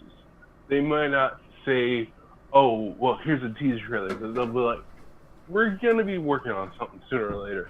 We're not just sitting on our laurels. We're doing something." I feel you. I want to see Elder Scrolls 6. But other than what New Colossus, Wolfenstein: The New Colossus, and Evil Within 2, which I mean, Wolfenstein did it so great that they kind of like had no idea it was going to do that. Yeah, same with Doom. Oh yeah. Yeah, that new Wolfenstein was dope. Like, wow. That like BJ Blazkowicz was on point. And I dug that. I was like, I like how they went with that one. I like how they went for it. Because if you're gonna make a revival, you gotta come with it. You can't half-ass it. You can't you gotta invoke nostalgia. You gotta pull all the tools out of your bag. You gotta make it so dope for people. Like, oh, I remember this sequence. I remember that. I remember this. And like really like cultivate nostalgia. Don't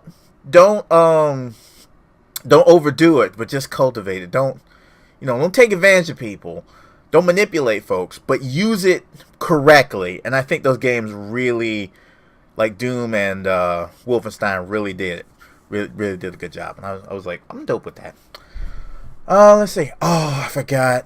While we was talking about Sony, I forgot to talk about Detroit. Detroit Yes. Detroit's gonna be interesting. Yeah, Detroit's gonna be very interesting. Are we gonna get a release date for? I mean, I think we should. We probably should get a release date for Detroit Beyond Human. Beyond Human, yeah. Is it coming out this year? Maybe. Maybe. I would think that would be a fall game, like a Christmas time game, where it's like, well, here's our award-winning game kind of thing. Yeah, because it was. I'm sorry. No, I was just saying it was really dope what I seen like 2 years ago, where it was just like how like they took Detroit and just made it like a modern city, like like in Ready Player One. Like they just took the city.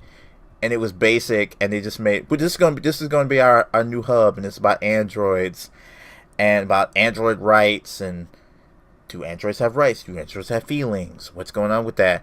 And one of the coolest scenes I thought was really interesting was the android parking, the charging hub. Yeah. Where it's just like humanoid androids just standing in a line in the rain, charging waiting for their like humans to come back. And I was like, okay, this has a, I like the feel of this because it has like a Ghost in the Shell kind of feel. You know, I guess there's this new android. I guess she's like supposedly, I guess the role of the major kind of way. And I was Yeah, I like, feel you. yeah, I was dope with that. I was like, yeah, I want to see more of that. I want to see more my other homegirl. She loves like them quadratic dream games. She loves Heavy Rain and Beyond Two Souls. So she's gonna be like, I'm like, girl, have you seen this? And she's like, oh yes, I've seen that. That's pretty dope. I'm gonna go get that. So yeah, I am excited to see that. To see how, I think last year we got a trailer of it with one of the other yeah, Hunter, yeah. Hunter. Yeah, he was the android negotiator. Yes. So I like how many different like ways that could have went. So many different ways. Like it could go this way and go that way. You could save the child. You could sacrifice the android. You can sacrifice yourself. You could, you know, you can get shot. It was so many different ways that you could you can shoot him, I think. Right. You can do it so that he gets shot. Right. And the kid goes over anyway. Right. So there's so many different ways that scenario can play out, and I'm like, and for them to do it and it not be a spoiler. Sometimes I'll be surprised if that stays in. Like, I don't think it's in the game. I don't think it's kind of a show off. Right. I think that's gonna be I think that's gonna stay in. I actually do think that's gonna stay in. That's gonna be his introduction to the plot line. Right. And he's gonna find out about the girl, and then he's gonna be the Nom and Jaden of this game. Right. Remember that? Oh. He's gonna be hunting her. Again, that Heavy Rain had my blood pressure up. I was like, oh. I was like, oh. Every time I would play it, I'd be like, dang, let me take a break on this one. Let me drink some water. I'd be holding the water. I'd be like, oh. That thing had my blood pumping. That was some tense moments. I was like, these people could die any moment, and I don't want to kill these people. These some characters I like. Like, yeah, I like games like that, and I want to see more games like that. So I'm like definitely gonna play that. Like I say, Heavy Rain had me heart beating, so I didn't even want to play Beyond Two Souls because I didn't want more of that. Like, oh my god, my heart. But now I think I'm good. I'm on good meds now. I think I could take it. I'm gonna have some water standing by. I'm like, okay, I got my water. All right, cool. Take a deep breath and then just jump into the game. I like that. So we good on Bethesda? Yeah, I think I'm excited to see. Sorry. I was about to say we hit everything, but yeah, go ahead. Yeah, go ahead. Just probably in closing, I guess. I'm excited to see what are the big fall games because we don't really have an idea. Mm-hmm. We have an idea for Nintendo. It's going to be Mario Odyssey and Splatoon are going to be the major games they have. Sony, we don't have an idea, but I'm leaning to think it's going to be. I think it's going to be Spider-Man. I'm going to go out and I'm going to think that Spider-Man is going to come out this year. Mm-hmm. Probably out there, but I from what I've heard about the rumblings, thinking Spider-Man's coming out this year. And as far as Xbox is concerned, I think Crackdown is coming out this year. Mm-hmm. I think those are going to be the big, AAA forays for the big three. Mm-hmm. You guys? Yeah, I mostly agree on that. Like maybe something else, like maybe Microsoft's got something like that they showed off like 2 years ago that's ready now, and they're gonna try and pull a surprise with that. But yeah, besides that, I agree with that list. Mm-hmm. Okay. What you got, Kev? Let's see. I like I say, I got big hopes. I got big hopes for the big three, like always, and the little contenders like Bethesda, and I think they always have some. They always might have something to pull up. Might have new IPs, but I think that I'm just excited to be excited. Like I want to see good stuff, but if they just show like regular run of the mill stuff, I think it'd be fine. I'm really looking for like. I'm really looking forward to those like really cringe moments, like, I wish you hadn't said that like that. I don't like why you looking at that girl.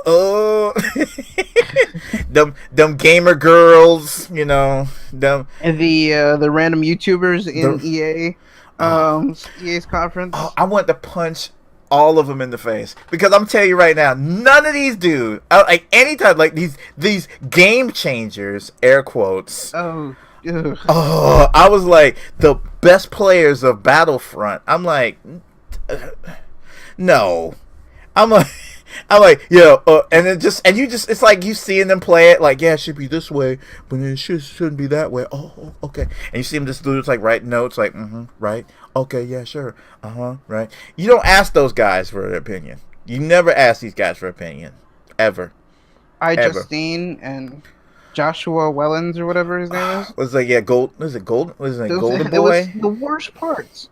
Yeah, yeah, those were like the worst parts of that thing. My feelings about iJustine is that the fact that she is a woman, she is a YouTuber, she is a woman, she is a YouTuber, she likes Apple products. You said that twice. She is a YouTuber. Did I say she was a woman? Yeah, she's a woman, and that's about it. That is basically it for her. She is just and she likes pigs. That's the thing. She likes potbelly pigs. That's about it.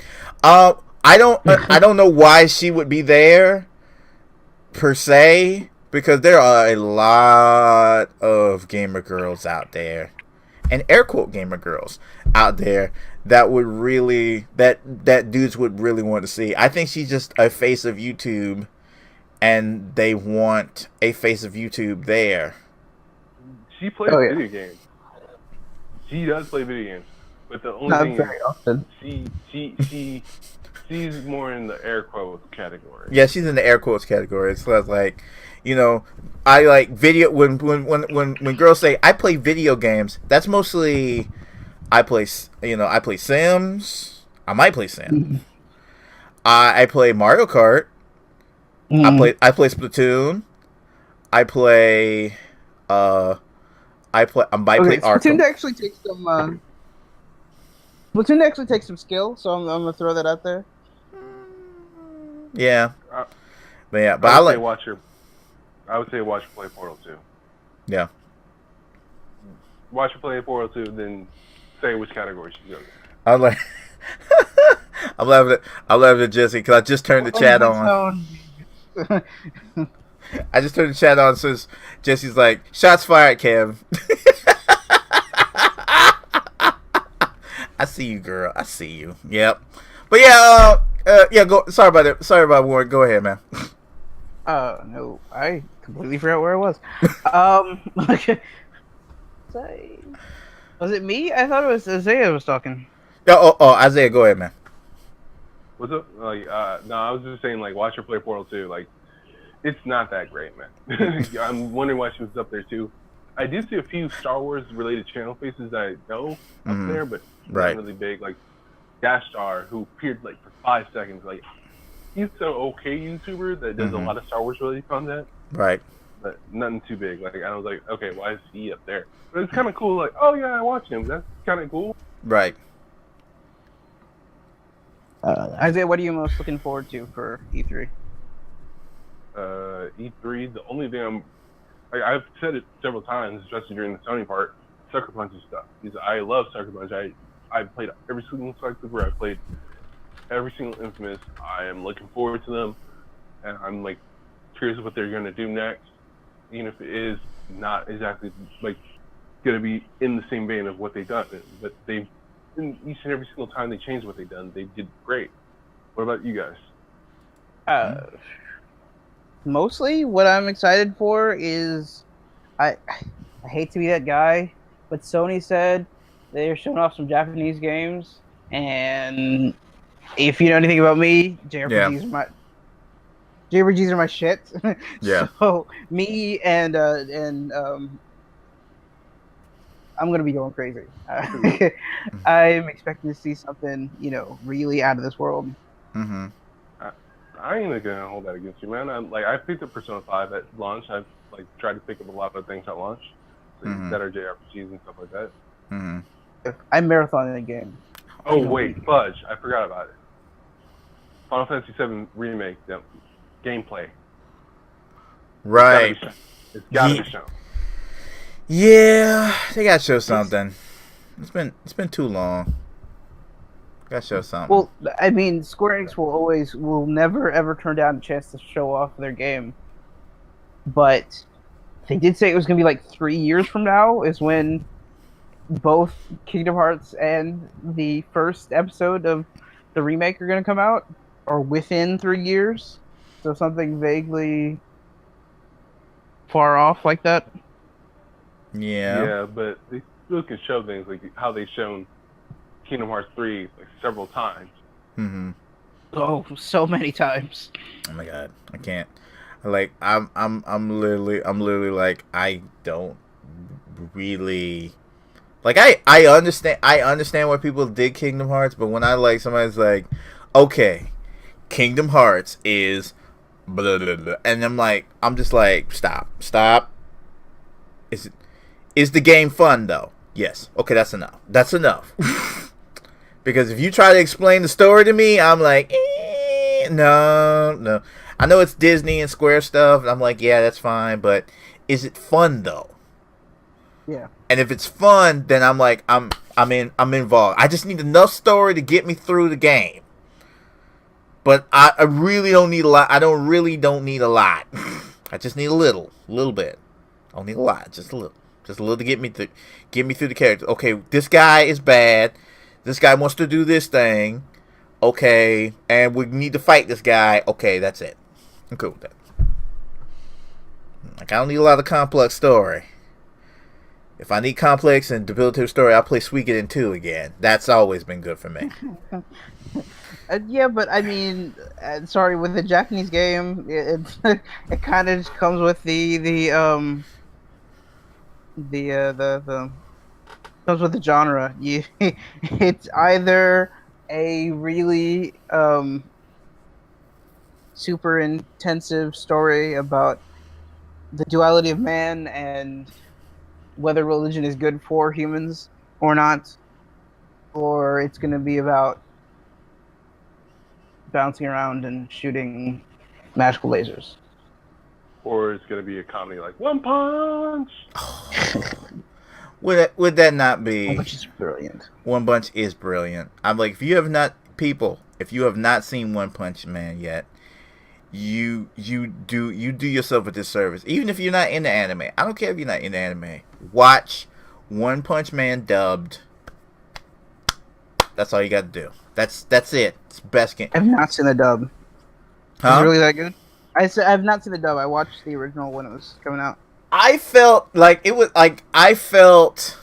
the dub was missing something from the sub version until I watched the first episode of the sub again, and then I watched the dub again, and then I was like, no, they pretty much covered it pretty well, like the lines, because I think that whole sequence when Saitama is speaking about he's walking home from the grocery store, and he's talking about oh, I ran out of everything to fight with, and this thing that happens in the dub. I forgot that happened in the dub. I thought that they had added English filler to that scene, because sometimes something about Americans, they don't like quiet moments in shows. Like even if it's a British show that doesn't have a lot of stuff to it, they gotta add sound effects and music to it to fill up, and vocals and narration to fill up that thing.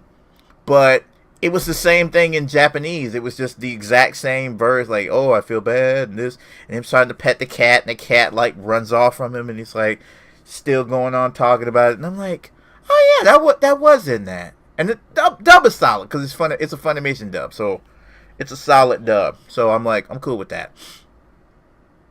I do recommend if you're going to watch it dubbed. I haven't watched Attack on Titan dubbed yet, but I've heard it was okay.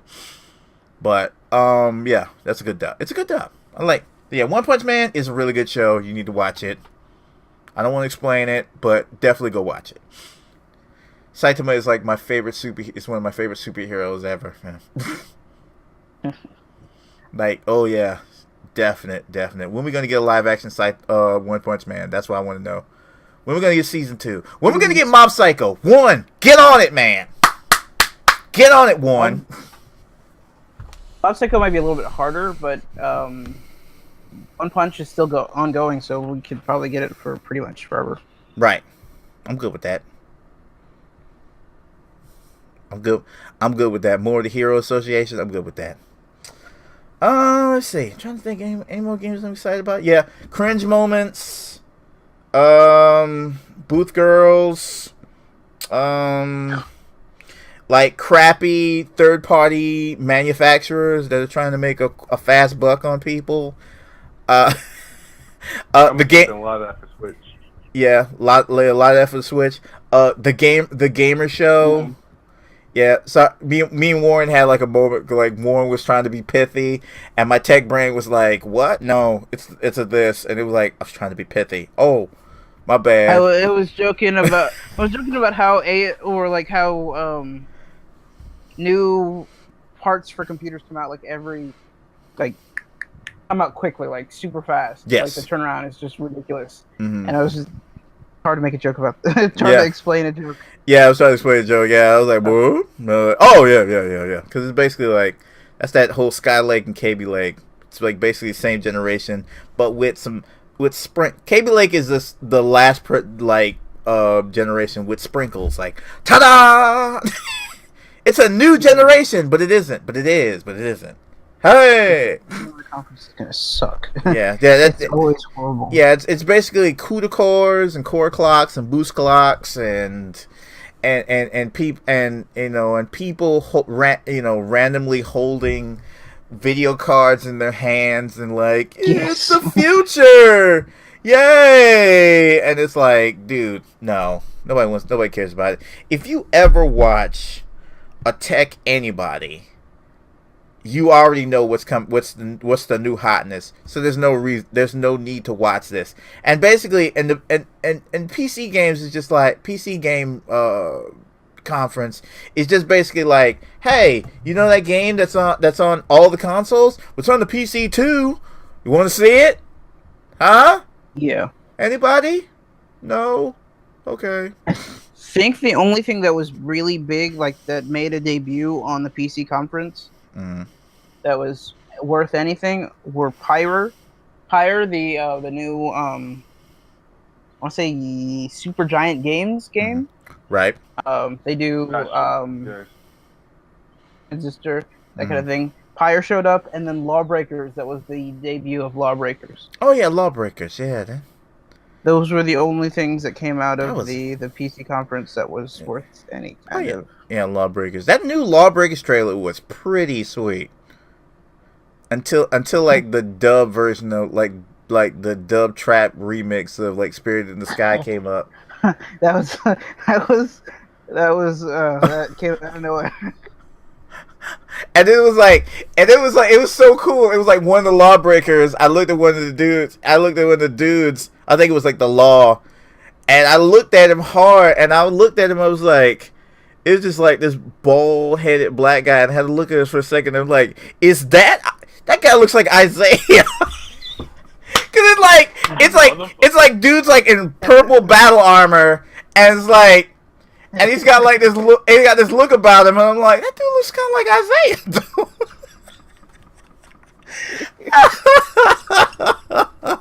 I was like, dude, you're in purple body armor, bro. That was awesome. You propelled yourself by shooting your assault rifle in the air. That was awesome. And of course, you get the trap music, Isaiah. Yeah. That's totally all you listen to. It's like 2 times for the ribbon in the sky, 3 times for the ribbon in the sky. But I was so. I was getting growing up in the spirit in the sky, I'm like, okay, this is pretty good. It's like 1 time for the spirit in the sky, 2 times for the thing with the eyes on the prize. I'm like, no, you need to stop with that. It was so bad. I don't need trap music for Spirit in the Sky. Thank you very much. I got enough. Don't worry about it. It's cool. Jesus. Too. It had to be the black guy. Yeah. Like, oh, you guys are fucking up right here. What happened to the Nathan Graves of the world? I know. The dude from Warhawk and then Space Hawk? Yeah. What happened to like metal like black dudes with just like character and like lights leaking out of his eyes, and it's like part space western. I love that about it. It was like, yeah, what happened to cool stuff like that, you know? Nah. Well, if a black guy listens to anything other than rap music, he becomes Marcus from Watch Dogs 2. It's just a huge hipster. Oh my god. That was like, I looked at that. I'm like, man, I gotta like lose weight. I gotta work on my parkour skills so I could be like Nathan Holloway, man. Because I looked at that guy, I was like, jeez, man. I'm like, I wear all that whole outfit. What he got on, I would wear all of that. I'd be like, running. I like, yeah, that was a good trailer. I gotta play that game. Dude, you haven't played it yet? I haven't played it yet because I don't have a PS4 yet. It's on sale, man. Dude. I know it's on sale, and I'm like, I'm looking at my dollars, and I'm like, why can't you be more? I feel you. I platinumed that game. That game is. Yeah. That game is. I want another one so bad. Yeah, it's on sale, and the consoles are on sale, and I'm just like, oh, why can't I not have more money? Ah! Damn you, Bill! Damn you, bills, and being an adult! Ah! Like, I've got to go to Barbados, and I've got the money for Switch right now. Mm-hmm. So I would really want to just walk into the store and just buy one, and I see it all the time. Mm-hmm. You want one, dude. Go ahead. That's what I want one really badly, but I gotta go to Barbados, and if I haven't got no goddamn money... Dude, you can take the Switch to Barbados with you. Problem solved, bro. But what am I going to eat in Barbados?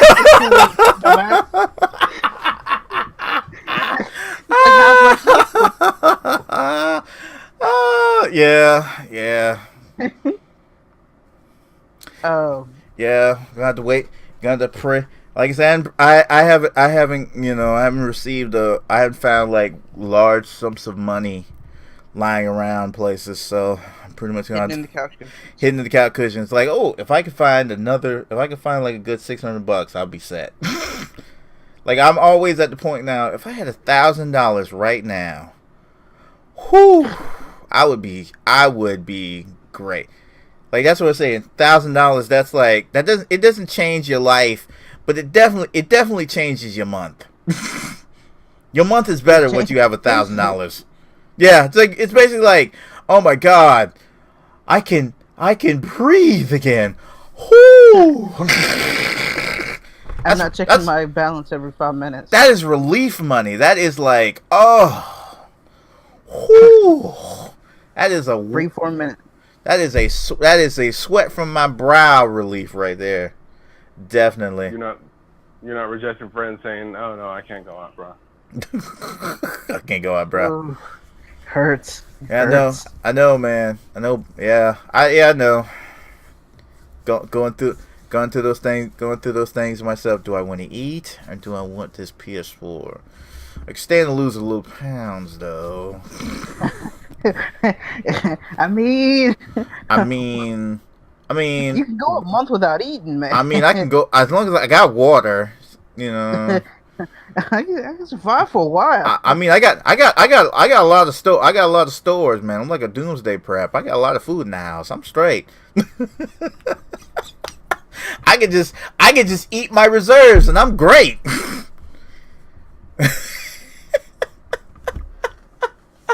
Reminds me of like a part in like Ready Player One, where it's like guy just gets in the simulation all day and he just eats like cereal and then is hooked up into the simulation all day.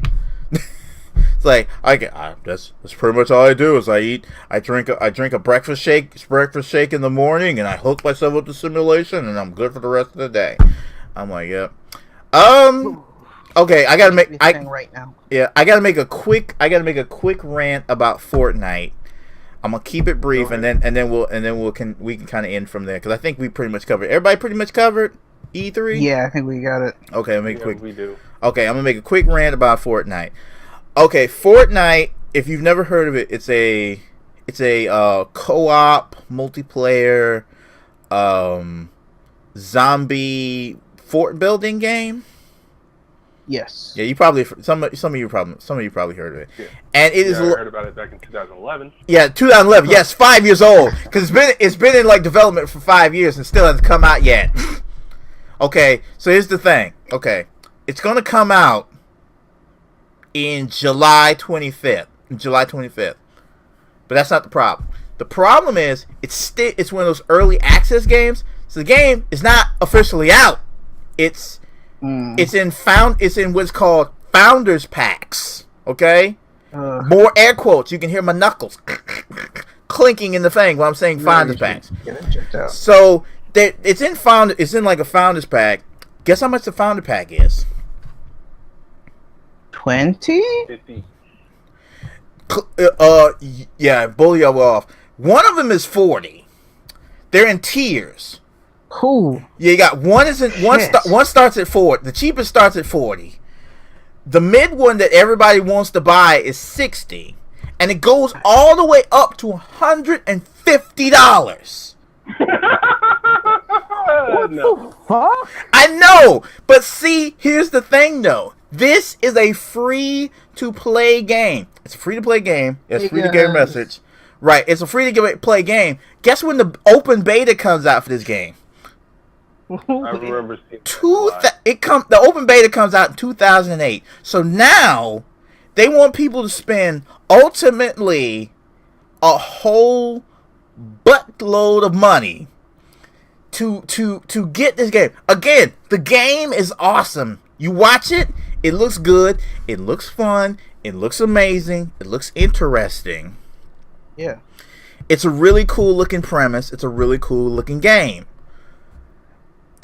But it's not out yet. It's an early access game that's essentially free to play that they're charging people almost over the $150 for this game to come out. And then, of course, it's like, oh, well, you get hero options and hero packs, and it fits your play style. And you get Black Guy with the Sword. Yeah, it's a black guy with a sword. Yeah, you're looking at it right now. It's a black guy with a sword. It's like 4 tiers. It's like constructor, soldier, outlander, and ninjas.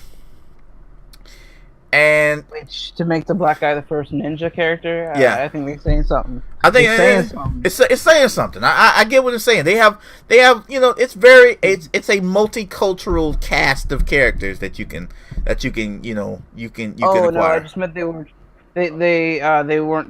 gonna say niggas. Yeah. Just they're gonna say my ninjas. My ninjas.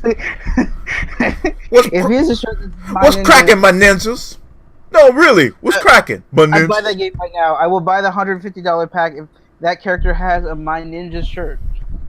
Because that would be fucking awesome. I would agree with you on that, but that still would be a waste of money. I still would say don't waste your money on that. Because I'm like, this game is free. This is a free to play game. So the open beta comes out next year. Even if you low key waited, you could get into the open beta probably for free and unlock this stuff manually.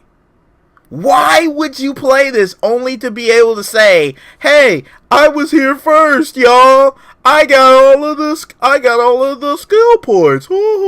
I'm like, dude, no. Like most founder packs are like, just as you say, like 20. Paladins, which is kind of suspect to Overwatch. It's not really, but it's suspect. It's like it's more like kinda. A little bit.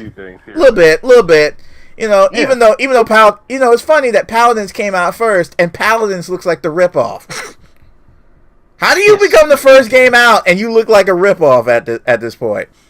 Because it didn't come out fast enough. Because it didn't come out fast. Like 3 years. Yeah, 3 years before. Yeah, 3 years before. You are like looked at the ripoff. Like, that don't make sense. Anyway, but. That just like, but with Paladins, it's like $20. You pay $20. You unlock all of the current heroes. You get access to all new champions that come out as the game progresses, and then you get like a bunch of like loot. You can get like loot boxes and crystals and whatever. That makes sense. It's free, but we know it's a free to play game, and we know it's like $20. But then they're only asking a little for it. Paragon does the same thing. Dota does it too. League does it, but that is like the scummiest thing that I can ever imagine about a game that looks awesome, has a great premise, has great like mix and match characters and unlock different stuff and craft things and whatever. But to charge people for the top tier of $150. And the lowest base thing that you can get if you just want access to the game is $40. Ridiculous. That is ridiculous. That's fucking insane. And that's what I was like. That's why I have to make the rant for that, because it's like this. And again, this game looks great. This game looks amazing. It looks fun. It looks creative. You know, it's a zombie game, but the zombies are like created through this storm. So it's like, it looks like, so all of a sudden you see lightning come out, and then all of a sudden zombies come out of the lightning. The weird premise, but when it's like, but when you see gameplay video of it and shit's kicking off, it looks like, holy crap, this is awesome. Like, you see lightning, and then zombies popping up, and then people are attacking the structure. Zombies attacking the structure. Very dynamic. Very dynamic. It's very cool. It's really interesting. But and then you can build forts, and you can go on collection runs, and then there's missions, and then you have to save survivors, and it's really dope and intuitive. But not no damn $40 worth for a free to play game that you could probably get off of Kingwin or G2A for a reduced price. Seriously, bro? Yeah. That's what, like I say, I don't like to promote gray markets, but if you got to, go ahead. But that's stupid. Like, and it's from Epic, and Epic should know better. This is from Epic Games. They should know better. Come on. Anyway, I'm sorry, y'all. I mean to go off on that one, but that was just something I had to cover that, because that was a thing that needed to be covered. I might pull the audio from this, and this might be part of my rant. I might post this to YouTube, because this is crazy to me. I mean, the nerve of them, the little nerve. Okay, I'm done. All right, y'all. So everybody's good. Everybody's covered. Yeah. Okay. Yeah, we're good. All right, y'all. Thank you all for watching this pre-show / EA conference covering E3 2017 live podcast thing, whatever the hell this is. Yes, this. Anyway, if you like this, follow me on twitch.tv/KKSgaming. That is twitch.tv/KKSgaming. Anything y'all want to pimp out real quick? You can follow me on Twitter at Warren Warren Dalton Books. And my website, warrendalton.com. Yep. Yeah, I ain't got nothing really right now. Maybe something in the future, but not now. Yeah, something in the future. But if you got something, let me know, and we'll pimp it together. All right, sounds cool. Okay. All right, y'all. Thank you to our studio audience, my homeboy D and my homeboy Jesse. Sorry, I just fixed the chat, so y'all will be able to see some of the chat. see some of the chat. I'm still reading some of it. I'm still laughing my behind up. I see Jesse had cankles up there. I think that was during my Janine Ankles talk. So yeah. So I think I'll just leave it from there. Thank y'all for watching. If you like this, as long as you like this, have a wonderful, wonderful, wonderful whenever. Talk to y'all later. Bye bye, y'all. Peace.